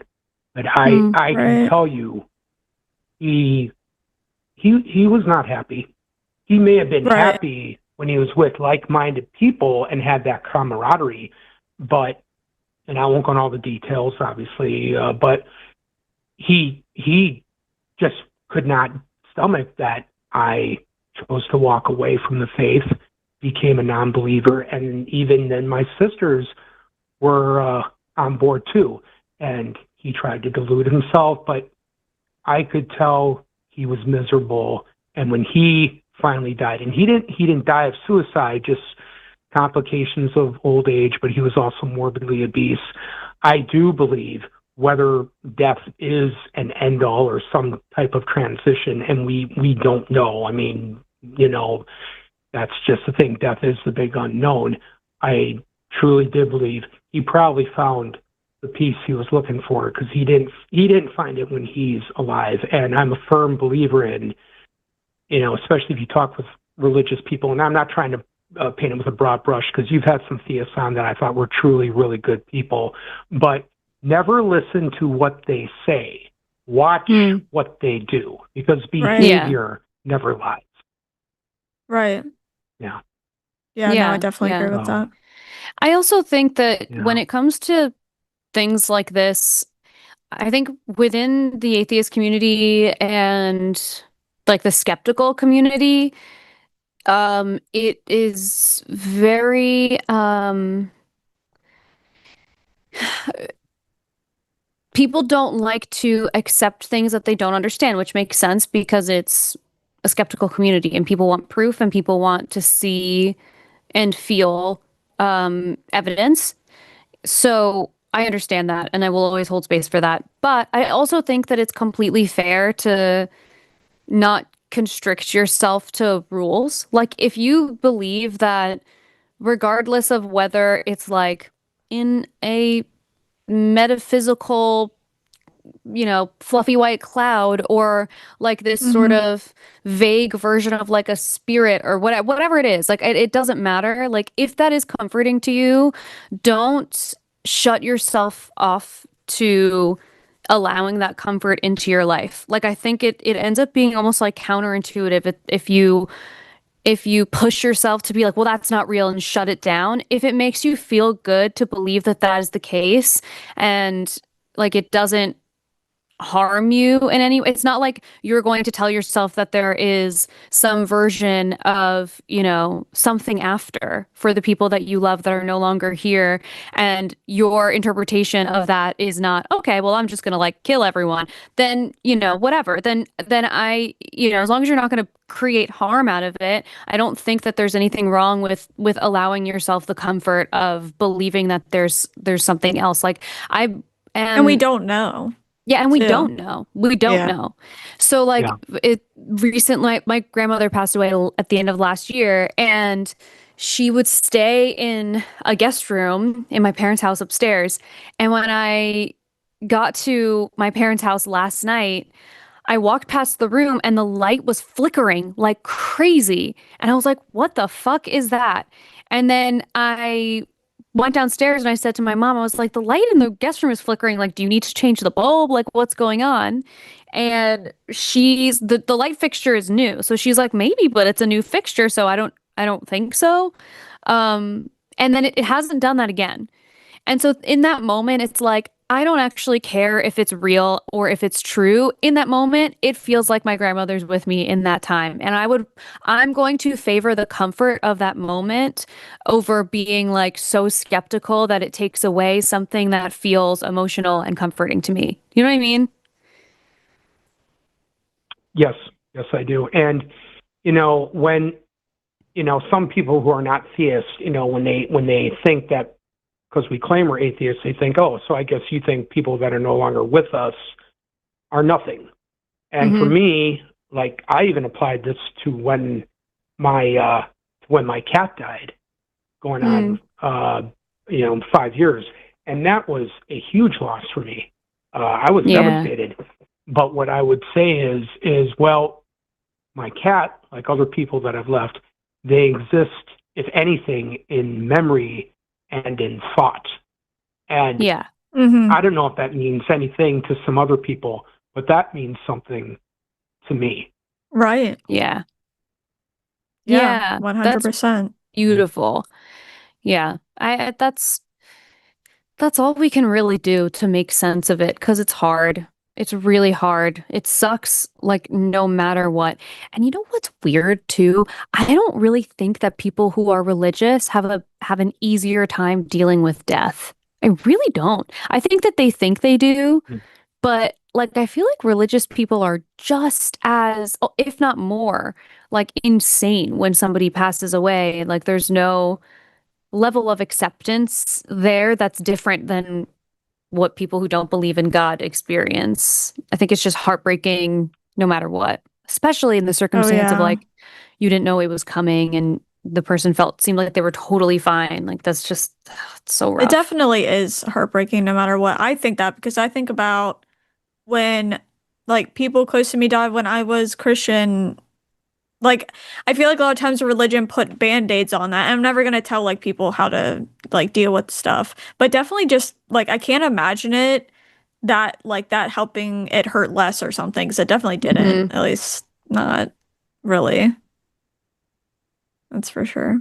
Yeah. Well, what you said was, Alyssa, yeah, you were spot on. And just another personal story. This wasn't with me, but a friend of mine, she had been trying forever with her husband to, have a baby, and eventually they did. And it was, a healthy girl. Things were going great, and they took her in for her 1 month checkup, clean bill of health, and everything was fine. And the following day, she was gone. Yeah, No like warning that signs, is no just nothing. awful. And And Danielle was literally angry, upset, outraged for at least a year. And yeah, I went to the funeral. It was a little unsettling. Even on my way over there, I halfway there, I got cold feet a little bit, and I just said to myself, Boyd, if you don't want to go, you don't have to. They're not going to hold it against you. I ended up going, but yeah, it was tough to take, and I guess one thing, I hope this isn't laying it on too thick, but they had it as open casket, and I don't know, that just didn't sit right with me. Maybe it's just me, but yeah. I mean, I don't like it she's either, doing if better that now, helps. but oh yeah. But for at least a year. Yeah. Go on. I'm sorry. Oh, I was just gonna say, I've never liked open casket. Every time I've went to something like that, whereas with someone I knew personally, it was kind of, I don't know, disturbing. I know it's a normal thing. I'm not saying it's not, but yeah, I've never liked it. So I don't think I feel you on that. Yeah. When I went to Brian's funeral, his was open casket, and I didn't want to go up. Yeah. I just couldn't do it. No. Yeah. Didn't want to. Yeah. I get that. And I also I feel that way most of the time. On very rare occasions, it's weird, and I know this is not common, and I still would prefer the things be closed casket. But on very rare occasions when I've had people that I know and love pass, and it has been I had a close family friend who had cancer for a long time, and when he had passed, I was living in California. I was I hadn't seen him in a long time, and I couldn't conceptualize that he actually passed away. It just was not, my brain couldn't do it. And weirdly, when I saw him in the casket, I was like, oh. And it sort of I think it can help people for sure. It allowed me to open the doors of grief in a way that was not available to me before that moment, which is weird. But yeah, we're my family's Roman Catholic. Every wake anytime anyone has passed, it's always an open casket. It's always a wake, and it's so weird to sit in the body, Jesus, basically, but you're sitting in the room with the body of this person who is not with us. It's just so macabre. I just don't fuck with it. It's so weird. Yeah. But I do have a book recommendation for you, Boyd, which is Comforting Thoughts About Death That Have Nothing to Do with God by Greta Christina. And that could be really helpful for you to check out. Greta Christina. Okay, sure. I'll look into that. I have, I know there have been a lot of books out there on suicide and some novels. I've seen the series, and I do have a copy of the book, 13 Reasons Why, and I've been meaning to read the book. Yeah, and what have you. I know the story in the book is a little bit different than the Netflix series, but I'll leave it at that. Yeah. Well, I want to make sure you can take on one more caller. This has been wonderful. I'm so glad. You two have really made my birthday and what have you. I will try and call back if I can, all from time to time. I don't think I will be able to call us back as much as that gentleman from New Jersey, Andrew, I think his name was. Andrew, oh, rip. He's banned now, but yeah. Oh, well, okay. Sorry about that. I hope I didn't make things awkward. But listen, he's banned now, so we are looking for a consistent caller to call us every single week for months on end. So if you do happen to be available, the spot is available for you. If I find something that I need to bring up, usually around this time on Tuesdays, I'm down in Racine doing Dragon Boat, but I couldn't get down there today. But if anything, when the season is done and I'm available, I'll certainly try to call in. If anything, I'll try and call in November. I don't know if we're gonna be in a joyous mood or a very depressed mood. We'll have to cross that bridge when we come to it. We will see. Hopefully be good. Hopefully it'll be the former, not the latter. But yeah. Right. Fingers Okay. crossed, Boyd. Yeah. Well, All right, thank you dears. so much. You two take care. All right. Oh, You the too. pleasure was all mine. Yeah. Take care. All the best. Have a good Bye. night. Bye. Yep. Thank you. Oh, I love Boyd. Yeah, that's really hard. All Yeah, of that. it is really hard. And it's kind of like there's almost like nothing. Well, I I don't know. know. There's not that much you can I really say. one of my best friends, her husband, like one of his friends committed suicide like this past year, and it is definitely, I think, really, really hard, especially which is most cases, you don't see, like, you did not see it coming at all. Like, it's just such a shock of, like, Yeah. and then all the guilt of, like, okay, I should have seen something or I should have noticed something. And then I don't know. I watch people go through all of that guilt, and yeah, it's really hard. So I feel for people who have to go through that. I've never had to go through that, so I can't imagine. But yeah, it's really rough stuff. Sucks no matter what. Sucks no matter Right. what.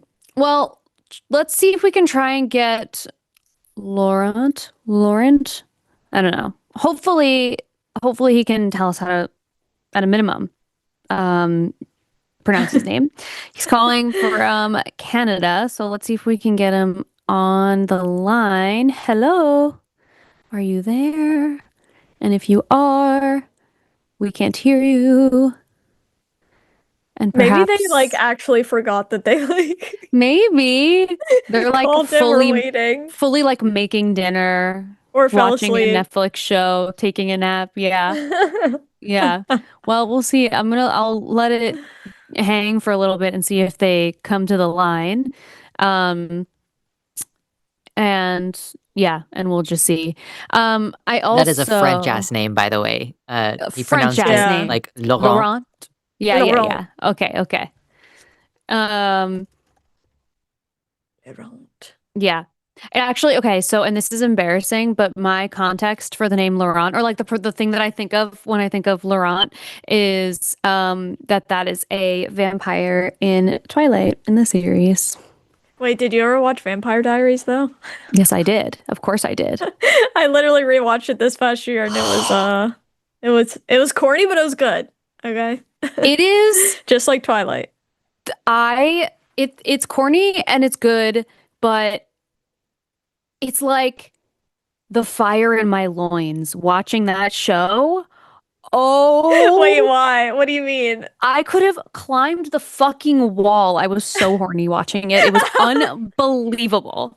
I didn't know what literally- that saying even was when you said. I was like, wait, what does that mean? Okay, I Oh. understand. That's It's- so funny. And it's like, What, I'm Vampire not Diaries? choosing. Yes, I'm not choosing. Am I team Stefan or am I team Damon? You're like, I'm team both. I'm team absolutely Both at the same both. time. No, I'm just At kidding. the no eye contact, and it's fine. Like they are just in that movie. They're so, or not in the movie, in the show.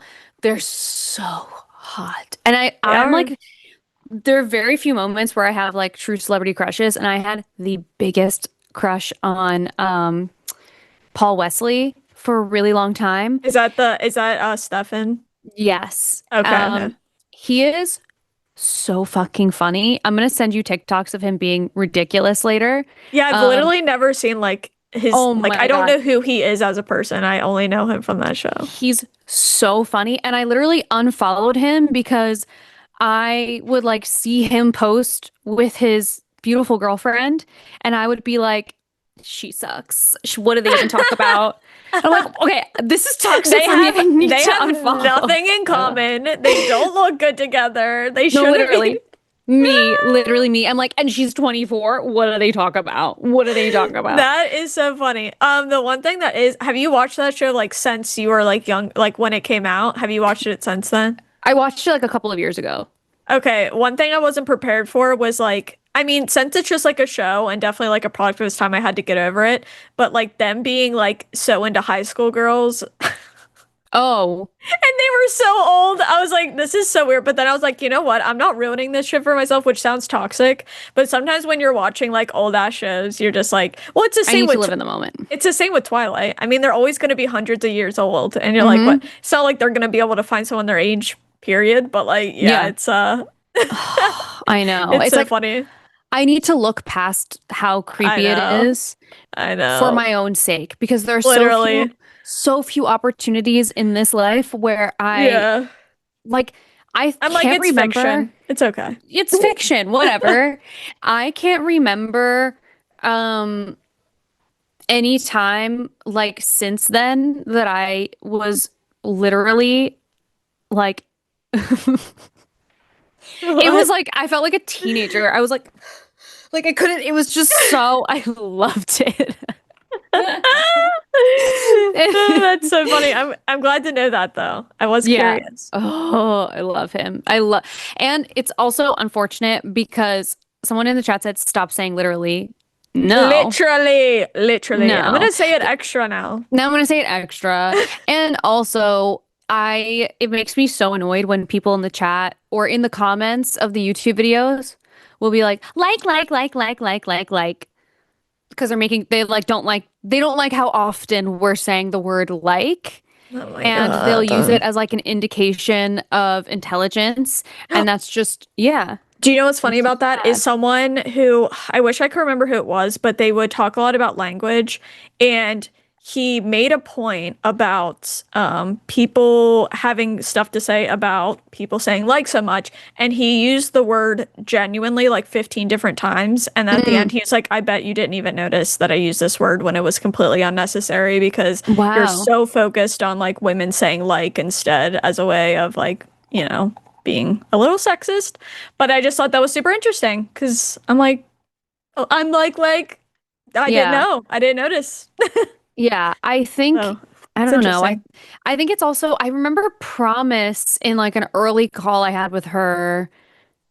Someone on the line, I think, said something about me saying like made fun of me in some way.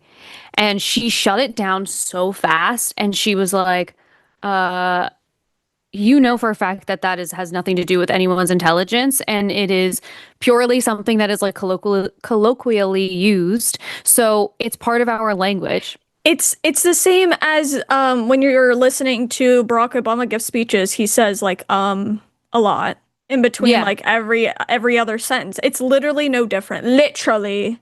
It's no different. Literally not different. Like literally it's no different. But literally. We actually I think Laurent's audio is back on board. Nice. So let's see if we can try and get him in here for our last call of the evening. So let's see, Laurent, can you hear us? Yes, I can hear you. Can you hear me? Yes, we can hear you. Oh, am I pronouncing your name right? Is it Laurent? Yeah, you can not pronounce the D and just extend the end, and you've got it. Laurent. Laurent. Okay, Laurent. great. Yes. What did you want to talk to us about today? Yeah, so I was in a relationship many years ago, and I was a toxic, kind of not very good significant other. And I have, done a lot of things. I've read a couple of self-help books, and I've been in therapy for quite a while. And the thing is, though, I'm still very afraid of screwing up again. And I think that I'm probably not the only person in the whole audience who feels that way. I know a few men who are my age who also feel kind of the same. And I was wondering, from the point of view of women, do you guys have any ideas as to, some things that can help to make sure that, you don't make the same mistakes again? Well, I'll say the two suggestions I'll give you is if there's something that is a behavior that you've had in the past that you're trying to like be mindful and fix, it might be helpful to share that with a person that you're dating. So for instance, I am very, well, actually, honestly, not so much anymore, but I used to be very defensive. Like you couldn't tell me shit when I was a teenager because I just was so defensive all the time. And so as I got older and I was in relationships and really like noticed how much that speaking that way to a partner affected our entire relationship, I would and I felt like, this partner is important to me and I want things to work out. And so I'll say to a partner, if I ever am like early in the relationship, I've been working on this for a long time, but naturally I have this like impulse to be very defensive. If I ever am defensive and I'm stubborn and you can sense that like that's what I'm doing, just tell me, because I would rather know so that I can, if I'm too in it and I can't see it, I would rather know. So that's one thing I would say is just call it out so that other people can help you make changes.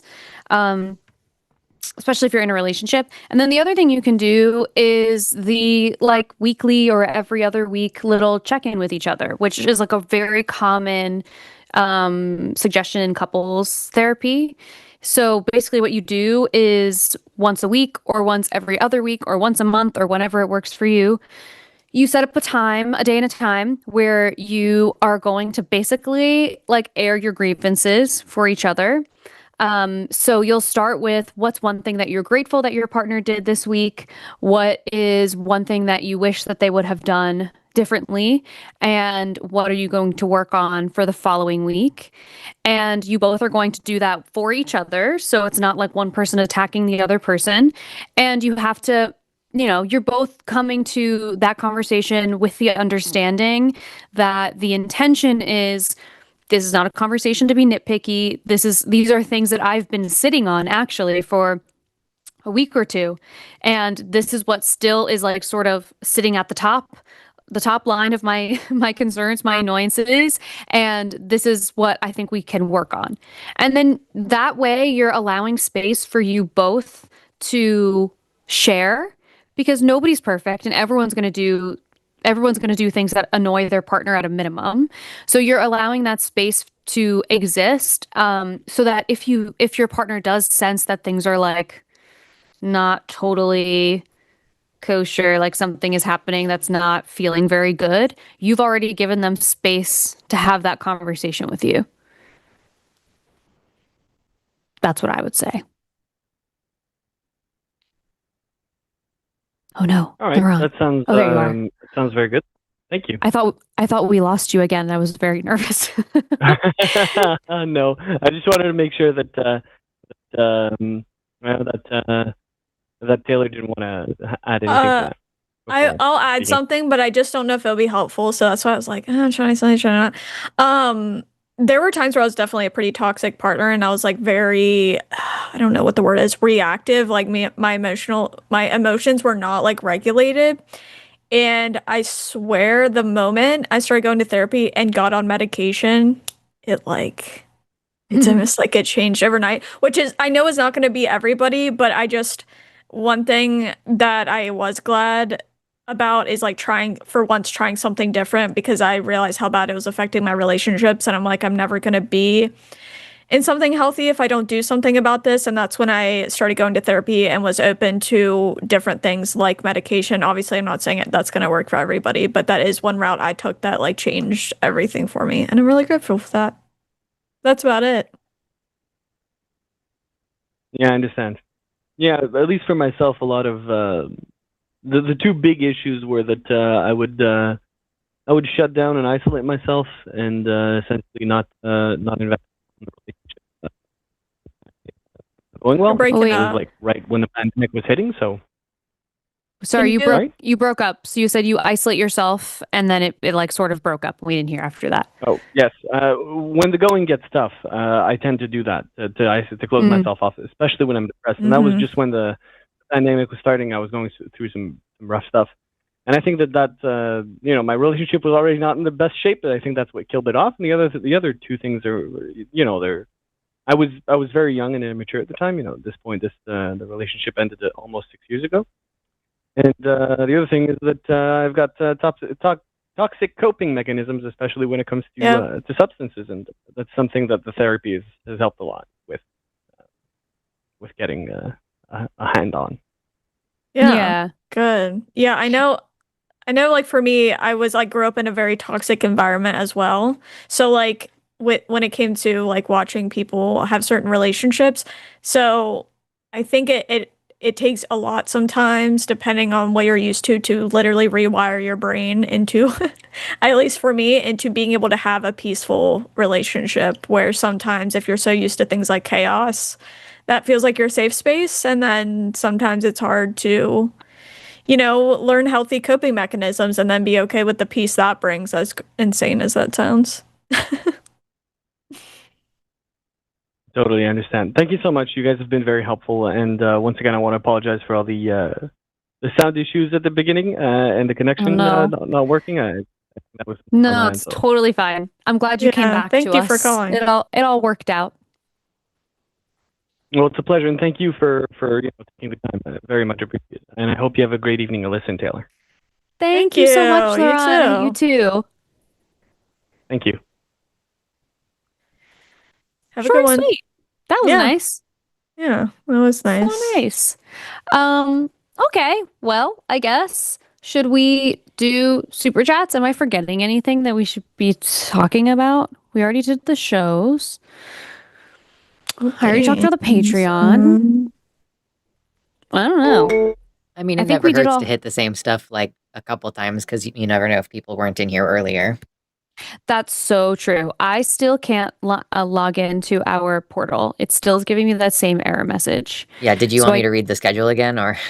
Yes, honey, if you can. Yeah, I don't know why it's working on my streaming computer, but it is, so we'll be thankful for that, because otherwise we would not be able to do half the show tonight. Yeah, so we're not doing Calling It Now after this, so we will let you go and get a restful evening, because y'all need to strap in and get ready for tomorrow, where we have the hang up with Matt Dillahunty and Justin Deconstruction Zone. That's going to be a fun episode. You will see me on Thursday with Josie Caballero on TACIS, and then I guess I'm on after that on Calling It Now. I don't know who my co-host is, but I'm apparently going to be working every Thursday this month. We'll see how that goes. Devangelicals with Justin and Sarah on Saturday. Very excited to get the dream team back together. Sunday, we've got back-to-back shows. And then we've got your extra long Skeptalk on Monday with Forrest and Erica. So make sure you check your notification settings, everybody. Click the bell on both of the channels, Jimmy Snow and The Line. Jimmy Snow and The Line is the name of one of the channels. Anyway, yeah, do the things. Oh, thank you, Lux. All right. And again, if you haven't gone to our Patreon, go to patreon.com/calltheline. It helps support this show, but it helps support all of the shows on The Line. And you get little bonus pieces of content and access to LineCon and lots of really fun stuff. So patreon.com/calltheline. We appreciate it so much. And let's get into some super chats. Yay. And then I'm going to go to sleep. I'm so excited about it. Salty Seattle Cyclist, $5. That's a funny name that's hard to say. I should make a GeoGuessr map of giant crosses and hell is real signs for line crew to play someday. That's hysterical. Low-key, I've been wanting to go geocaching lately because I used to do it when I was younger. And What now is I'm like, that? it's like this app where people usually hide like some kind of, I remember you know what I'm saying? this. Like they Yeah. hide like some kind of why are these thoughts like evading me? Some kind of container. Mhm. And like sometimes it'll have random stuff in it, sometimes it'll have just a thing for you to sign, but basically it's like a scavenger hunt. It's really cool. Just like globally, That is very I fun. guess. I think it's Okay, globally. Yeah. Love it. And then do you put it back for other people to find? Yeah, sometimes people will leave like they'll trade out trinkets or they'll leave money, like stuff like that. That's Yeah. nice. Does God even view women as human? The law treats them as property. God seems to hate humanity in general, but women in particular he treats so dismissively. Religion is cultural poison. Well, certainly can be. Yeah, there's an argument to be made there. It's like the whole Virgin Mary and Mary Magdalene are the only options available to us, so Yep. not so good. $5 from Space Barbarian. My mom raced sled dogs while carrying me, and I turned out the way that, Wait, I saw that one earlier. That's so cool though. What the heck? That is very cool. Like what life did your mom live? That's wild. Yeah, that's I'm just amazing. picturing some Balto action. That's awesome. Oh, I didn't even read like literally the last like who sent the last whatever. Joshua Everett, $5 from Joshua Everett. Briefly skimming through some state laws, it looks like It looks like it's mostly enforced in the states that do via social services and counseling. Okay. Yeah, I Yeah. saw that pop up. Yeah. Okay, that makes sense. That makes sense, and it leans towards education at least. Yeah. You know. $10 from Callie Bite. My mom drank before she knew she was pregnant, and that was listed as a defect with the adoption agency. Hope my parents got a good deal. Wait, but I feel like that has to happen a lot. Yeah, it absolutely does. And I feel like 99% of the time the kid ends up being fine and is not affected by it. Yeah. But it's definitely happened before where like, people People are didn't know they were drinking. pregnant. Yeah. And Yeah. they went out and like partied the night before they found out, It just Yeah. happens. Technically, So, for I the mean- health of the baby, both parents should stop drinking alcohol several Yes. months prior. So, because like I just found out that it also impacts sperm quality and stuff. It sure I does. did not know that. I don't think I knew Yes. that. Yeah.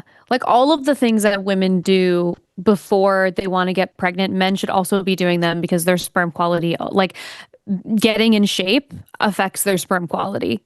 Oh, good to know. So. That should be common knowledge, but I feel like it's not for a reason because, Right. you know. Exactly. And sperm quality does translate to like how healthy the baby is. It's not just like okay. how successful they are. It is like how many miscarriages, how many stillbirths, how many babies born with defects and stuff. Wow, that makes sense. $5 from IMDJWP. I love the debate.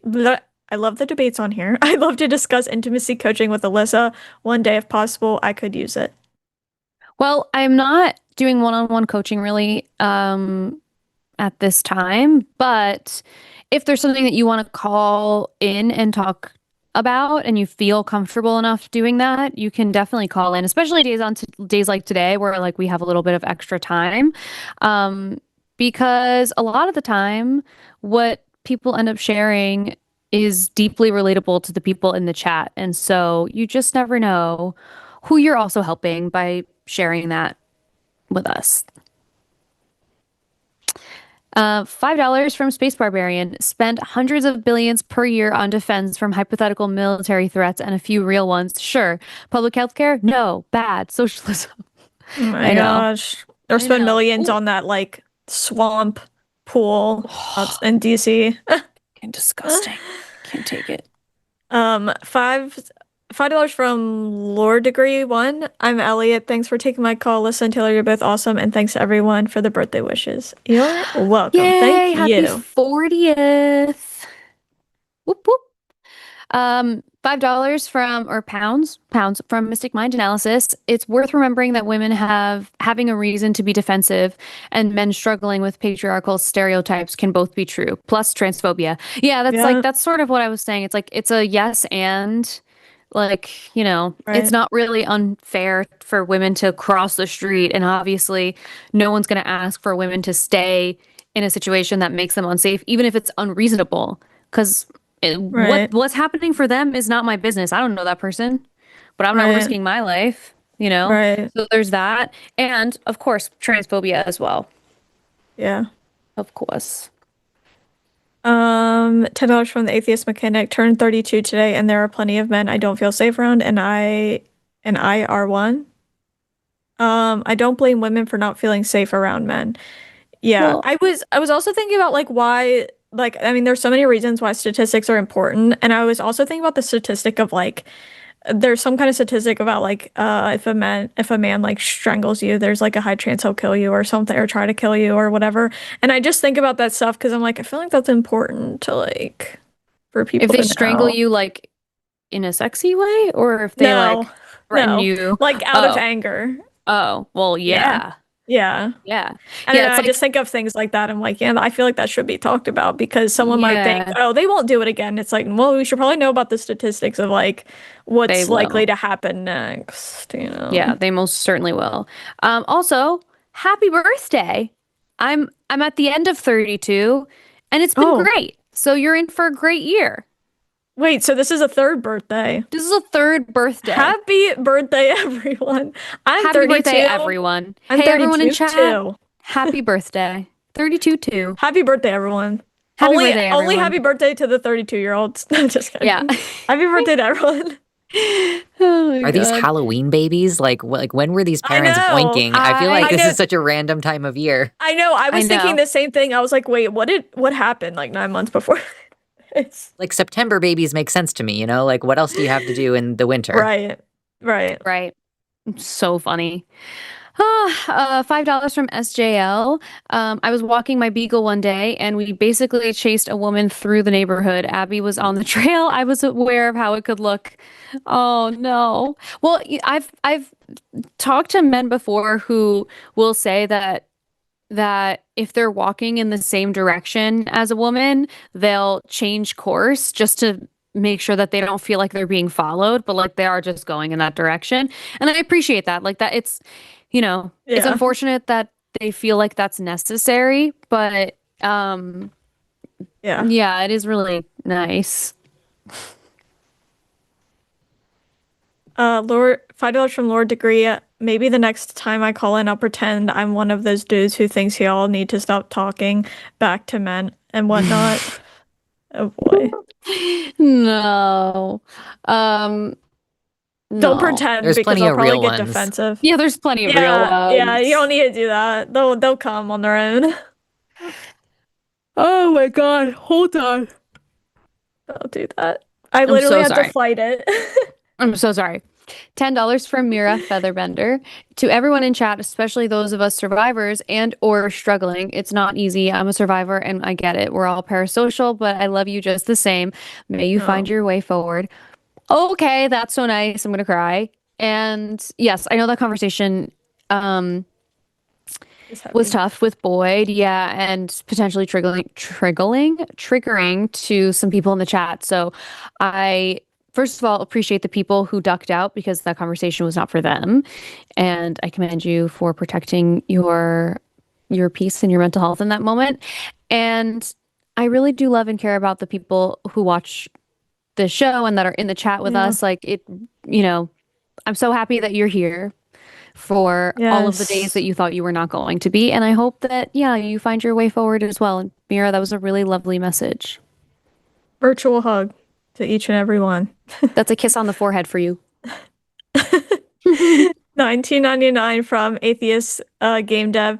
Heavy talk is important, but idea maybe a red dot or red call screen during heavy topics to help viewers know when to tune back in, keep viewership up, and still talk heavy love discussion, though. That's a good idea.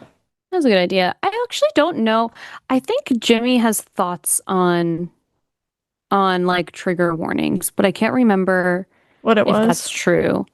Oh, like not wanting them or Maybe. I don't know. I could be making that up completely. So I'm going to retract that. But that is a very good suggestion. A little red dot. That is a very good suggestion. So thank you very much. Michaela Albertson, $5 from Michaela Albertson. Real life Paul Wesley is like Damon or Silas in the Vampire Diaries. Also, have you seen the spin-off The Originals? It's so good. Yes. So that's what it is. Oh, I haven't seen the Paul- original. I haven't seen the originals either, because by the time I finish, did you finish the whole thing, or are you just like restarting it now? No, I only ever get to the point. I think like when do I stop watching? There's a point where I stop watching. I think Yeah. it's like when there's a lot of the doppelganger stuff happening. I'm like, Yeah. I stopped watching around that.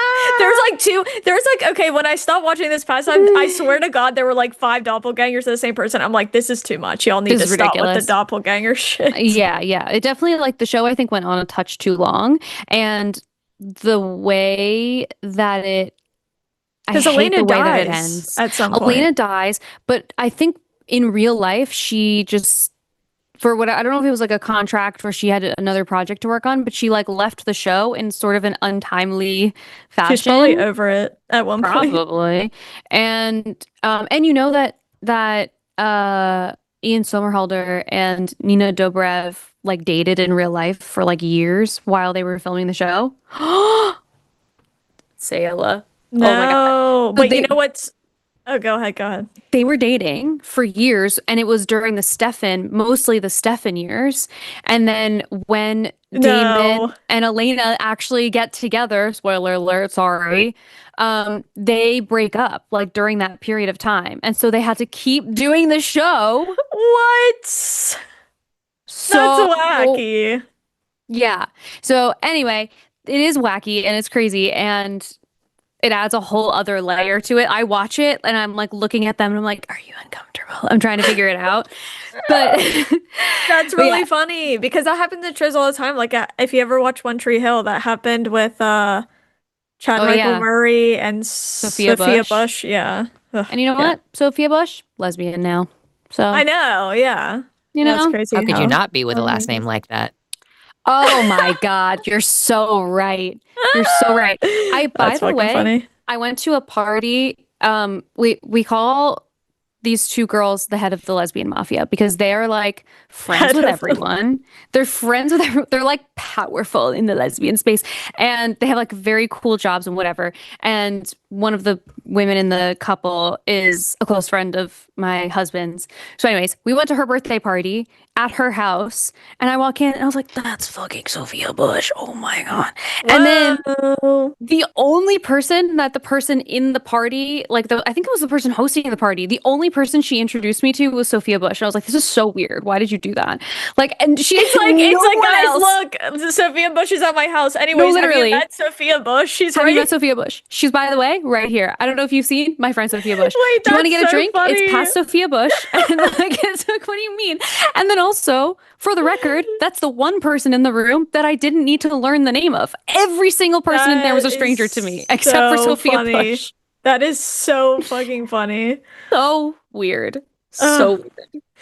Oh my gosh.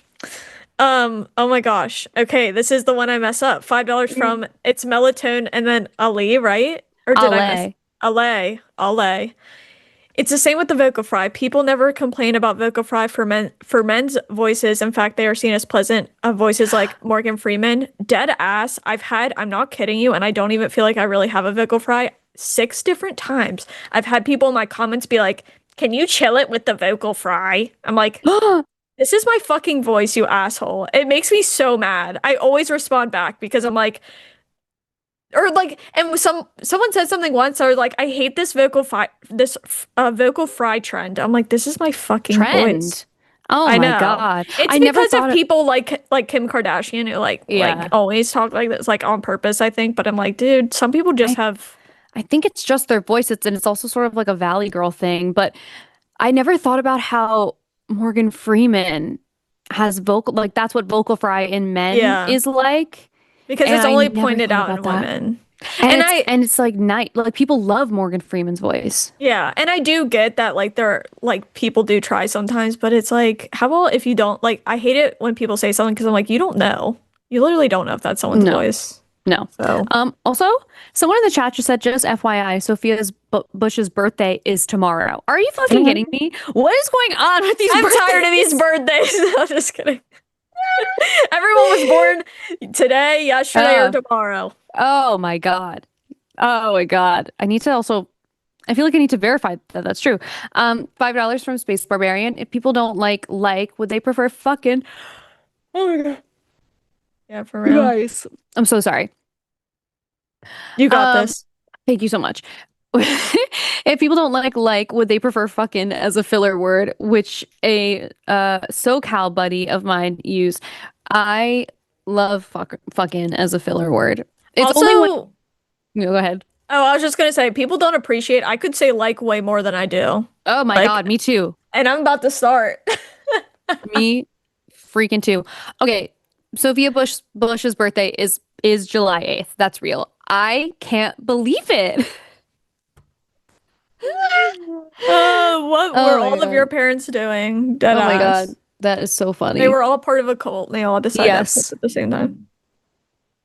Oh, is it my turn? Okay. $4.99 from Silly Spaghetti. Is it against the line etiquette to ask what finally got? Oh, I was gonna ask this too. New Jersey. Andrew banned. #ban Andrew. Yeah. Was there some final like thing or I mean, he's been like banned and then brought like partially back banned for transphobic things that he's said for sure. But I think there was a time he said something like validating child abuse. Like he just said crazy fucking shit all the time. So I don't know what the most recent ban for Andrew was, but Yeah, there's Yeah. been more than one, and I don't know what the most recent one. And we also have 2 different channels with 2 different phone numbers, so Yeah. different reasons for Mm. different channels as well. But yeah, who knows? Yeah. He said many horrible Nice. things. Yes, he sure did. I wonder what he does with all of his time now. It's crazy. I'm certain that he's- he continues to try to call in, because after he gets banned, he ends up calling back. But he has no indication that he's been unbanned unless he calls. Oh, that's Interesting. interesting. So maybe he just calls like every week or two just to see if he's still banned. Like, That's funny. legit, I think that that's probably the case. Probably. $9.99. Oh, I guess he's calling from... Jovan now. Oh, he is? Oh my gosh. Or he has. I don't know if he's been banned over there yet. Well, it's a real matter of time. $10 from Michaela Albertson. Nina's contract was only 6 years.